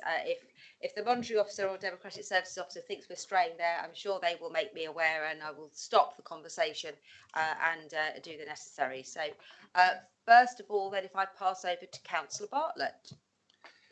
Yes, thank you, Leader. First of all, I need to declare that I am a director of BH Live, but I'm speaking to you not as a director or representing them in any way today. My view is based purely on the paper that I read about the various options. Having read the paper, I was immediately concerned that the BH Live option seemed to have been parked to one side. As an outside operator, you know, that may potentially be successful in a contract or whatever, and I thought that particularly when the rationale changed and the VAT rules changed, that then altered the recommendation to bring it in house. Again, I thought that more consideration should have been given to the relationship with BH Live, and the reason I say that is because BH Live is a charity. And as a charity, all the money that it earns is not, and any profit that's produced is not pushed out to shareholders or the company. It's actually reinvested back into the charity to provide for the well-being and benefit of the community that it serves. That's why it was set up in the first place. That's his objective, is to serve the community. And I have to say, it's been doing that reasonably well, I would say, over a very long period, running the leisure centres within Bournemouth, and of course its entertainment facilities as well. So I don't think the paper was particularly objective in that, in not looking at that particular area closely enough. And I would bring in some of the advantages. And not only is the expertise built up in there within an organisation been running these sort of things for many years, but it's critically got the overhead already in place, which, if this option was taken in-house, it would be duplicated to a degree. You'd end up with two overheads, whereas you could actually absorb a good proportion of the new facilities into an existing overhead, and a very experienced overhead, I have to say. So, you know, what I'm saying is I don't think we've looked closely enough at that particular option, and then particularly the relationship of BH Live with the council, which is much more of a partnership than it is about just outsourcing it to another outside company that's operating for profit. It's not like that. And I don't think we've focused on that enough in this analysis. Now, I think from what Councillor Cox is saying, the recommendation is altered slightly, so that will give us further avenue to re-explore those areas. And I hope I've understood what he said in that recommendation. But yeah, I have to confess to being a bit disappointed that we haven't sort of grabbed hold of this opportunity to sort of rationalise our leisure offer and place it with somebody that served the community well for such a long period. Thank you, Leader. Thank you, Councillor Bartlett. I think you've hit the nail on the head of why we've actually made the amendment to the recommendation B, because there is a sense that options may have been closed down too quickly, but there is a real sense of urgency in terms of some of the work that has to be done now because of the time frame to close down the existing contract. So I'm going to bring Amanda Barry in, who is able to explain and put that into a bit of context for us, and then I'll let Councillor Cox come back if he wants to turn his microphone off for the moment. Thank you, Leader. Amanda Barry, Director of Commercial Operations. Just to confirm, we do engage very regularly with BH Live and our other commercial leisure partners across Bournemouth, Christchurch and Poole. The brief that Max Associates was set in relation to this piece of work was to look at a much more of a national picture in terms of an external operation versus in-house or an LATC route. So they weren't specifically asked to look at how an existing external operator would be able to deliver those services. But noting the suggested amendment to the recommendations, if that is approved going forward, that is something that we will be able to make sure is undertaken. Thank you. I've got a notification that another member wishes to speak on this, so we're just arranging to send him the Teams link so that he can join in the conversation. I'm hoping he's listening via YouTube while Councillor Cox, if you want to come back on that, give him time to join the meeting. Yeah, I just wanted to emphasise that BH Live have been spoken to throughout this, as far as I'm aware, but also to emphasise also that BH Live is, you know, I appreciate it's been trumpeted as a partnership, but it is a separate organisation. It is a charity. It's got their own agendas. I don't think we were ever involved, for instance, in when it expanded into Portsmouth or the Fairfield Halls in Croydon. So I don't think, you know, it can do things that we don't necessarily agree with. And so the objectives are not aligned, in my opinion anyway, with BCP. And the idea of taking this paper forward is that we take these 3 leisure centres and we put them into an in-house operation, and then decide what we do with the in-house operation going forward, because there is an awful lot of things that we're going to be doing over the next few years, which will actually, having them in-house will enable us to do more with them in the future. So that's the idea for the recommendations. Thank you. Have we sent the link out to Councillor Canavan? I can just call him in later. Do you want to call him in just before we go to the Cabinet? So Councillor Bartlett, the item B is specifically to give us that window to make sure that alternatives have been explored. I think there was a recognition amongst Cabinet members that the change with the VAT that took place earlier this year shifted things, and that actually if there was a further change with VAT or taxation, if that's the only issue, then we need to make sure that that risk is mitigated, that we have explored other options. So it is specifically there to not name one alternative provider, be they a charity or be they a commercial operation, but to make sure, because this administration has come into this at the very end of a process, we want to be sure that we have explored what aligns with our values and not just automatically roll on with a piece of work that was almost at its conclusion. So hopefully that gives you the reassurance that we want to do that, but without putting the operations into jeopardy in terms of contractual arrangements for staff, etc.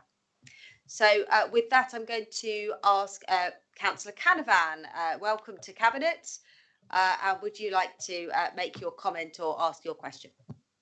Thank you. I hope you can hear me, and thank you for the last minute technical arrangements to allow me to speak.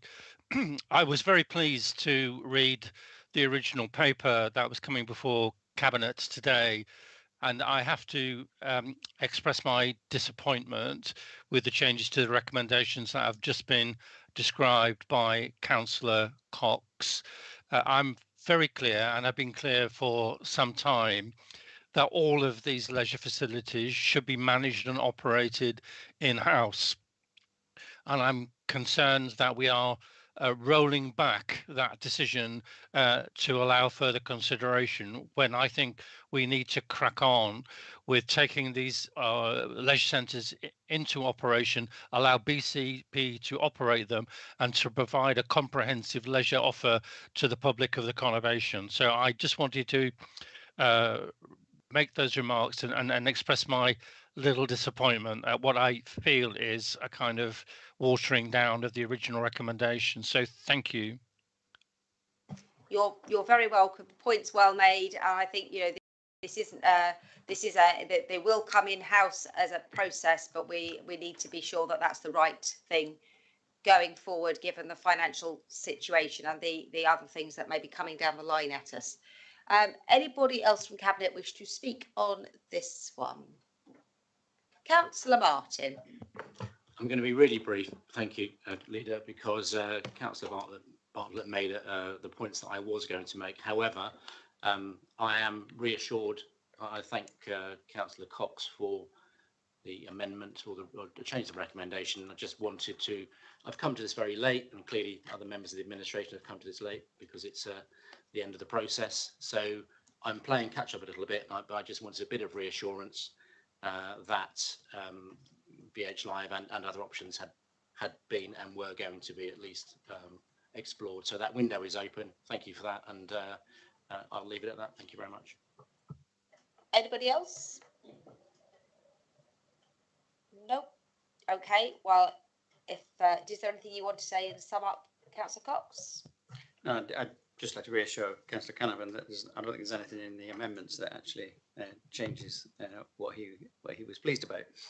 So all we're doing is enabling flexibility going forward because of changing circumstances. So, thank you.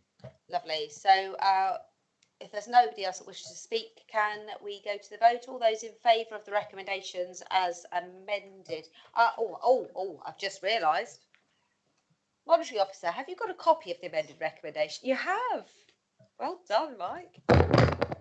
And Leader, I'd very much like Sarah to be able to read it out, please. Yes, of course. So I'm going to pass it over to Democratic Services to read the revised recommendation. Thank you. So the recommendations proposed are: A, agrees option 2, an in-house model for the interim future management of the in-scope leisure centres. B, within the context of A, asks officers to undertake a further assessment of options to align the public leisure offer across the BCP Council area and to consider wider use of these sites as part of the Enabling Council work stream. And the remaining recommendations, I understand, remain as they are. Indeed, Sarah. Councillor Martin. I just want to remind you that I obviously will not be voting on this item. Thank you for that clarity. So, except for Councillor Martin, all those in favour? No against, and Councillor Martin is not voting. Thank you very much. So there's no votes against. Brilliant. So that moves us on to agenda item 11, which is disabled parking bay proposals. So under the current constitution, sorry, somebody's just sent me a message. Under the current constitution, traffic regulation orders need to come via cabinet at this point.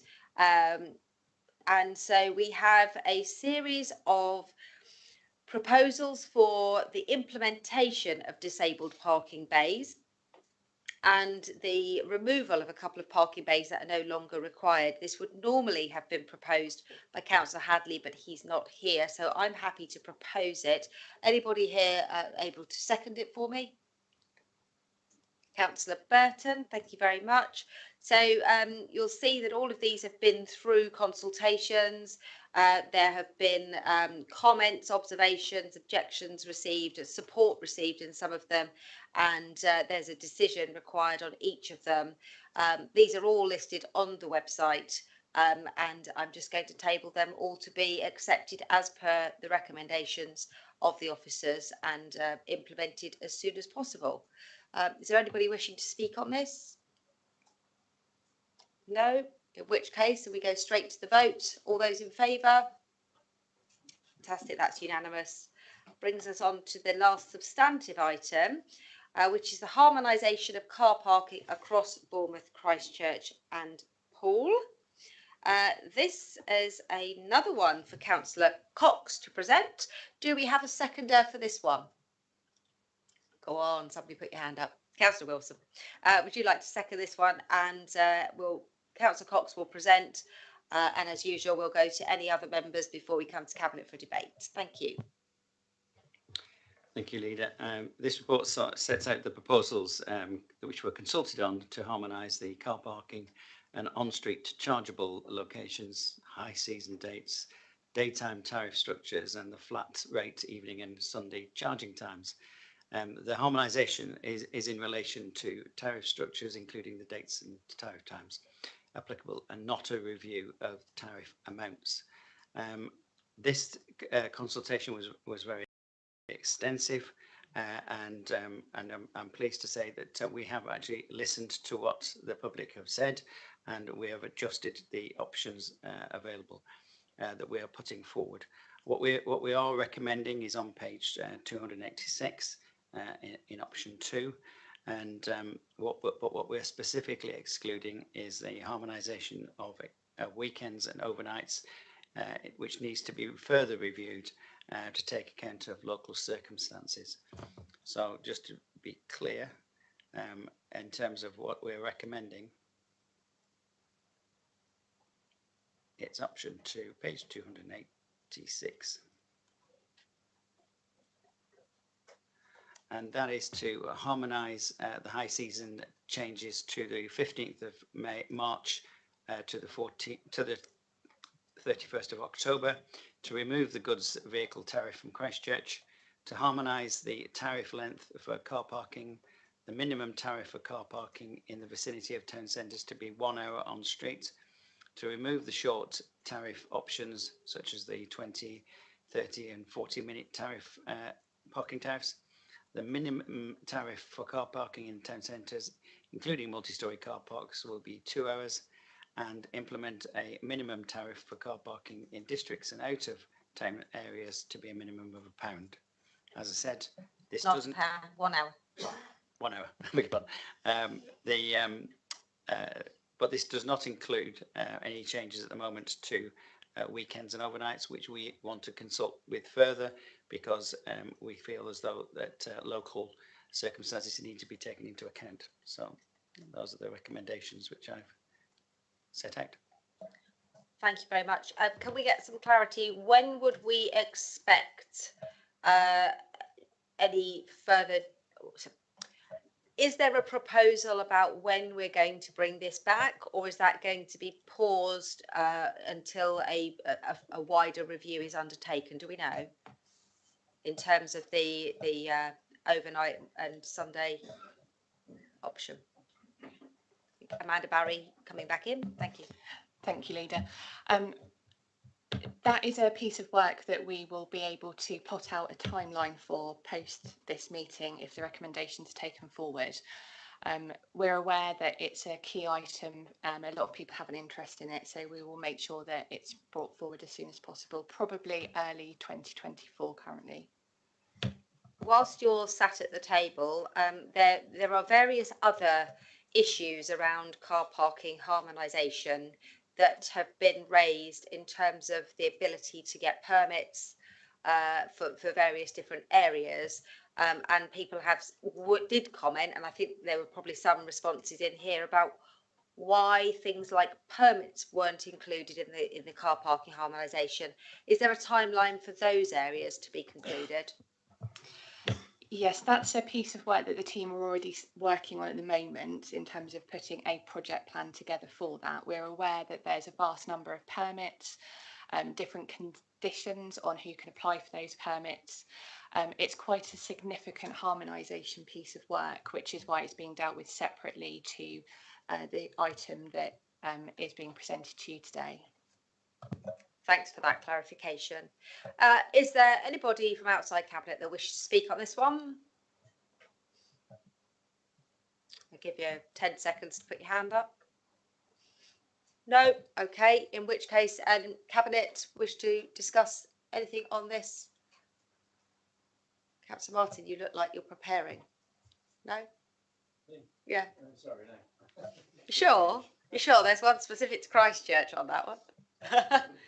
So is everybody content with the recommendations? Just for the public's benefit, this has been debated at extensive length with the Corporate Management Board, which has led to the removal of the one of the matters that was the most contentious.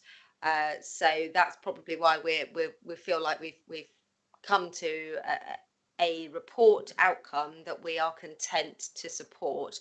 Councillor Wilson, did you just wave your arm in the air? Yeah, I think it was just to reiterate that kind of We have gone through the previous iterations of this report in depth, and kind of we really wanted to listen to the public consultation and listen to what the public have said, and this is the result of what's come out of that. Obviously, not everything that the public has put into that consultation has been accepted, but you know, I think that it's as you say, it's something that we're content to support.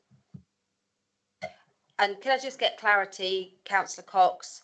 The assumptions made in option 2, have they already been taken into account for the MTFP? Because presumably there's the high season change doesn't affect till next year. How quickly will these come into account, and do they have any impact on the in-year or MTFP, or have there been assumptions made around it already? I will defer to the Director of Finance. I had a feeling we might ask Mr. Richins for his clarification on that one. Thank you, Leader. Can I defer to Amanda Barry, who might know? What I can highlight is the fact that as part of the £34 million of assumed savings and efficiencies for this year, significant assumptions were made with regards to additional car parking income. So whether or not this proposal is incorporated within that already assumed saving, or whether that's outside of that, I think Amanda's probably closer to the detail. Thank you, Adam. Although, just either way, clearly the risks associated with car parking income, predominantly around the weather that was mentioned earlier, will have a significant determinant as to whether or not that level of income is achieved. The elasticity isn't just about the price, it's also about the rain and the presence of certain shops and things. Absolutely. Amanda, could you just clarify from the financial perspective? Yes, thank you, Leader. There is an amount in the MTFP for this financial year connected to the implementation of the recommendations in this report. The time frame for implementing the recommendations is January, so we've accounted for 3 months worth of income in this financial year. The anticipated income from the recommendations for next financial year have been put forward as part of the options to help with the budget position. Thank you for clarifying that. Okay, so if there's nobody wants to add anything else, if we go to the vote on this one, all those in favour of the recommendations as they are now? Fantastic, that's unanimous. Okay, so that takes us on to agenda item, hold on, 13 I think, isn't it next? Sorry, my computer's decided to give a very strange response. I think the next item on the agenda is any urgent decisions taken by the Chief Exec. I'm guessing that's what it says because I can't get my computer to turn on. The Chief Exec has not made any, so that's Sorry, Leader, I helpful. should have that into microphone. None to report, Leader. Thank you. And without having access to my words, the final item on the report is the Cabinet Forward Plan. Just to say that that Forward Plan has been published. A copy of it is with this on the website.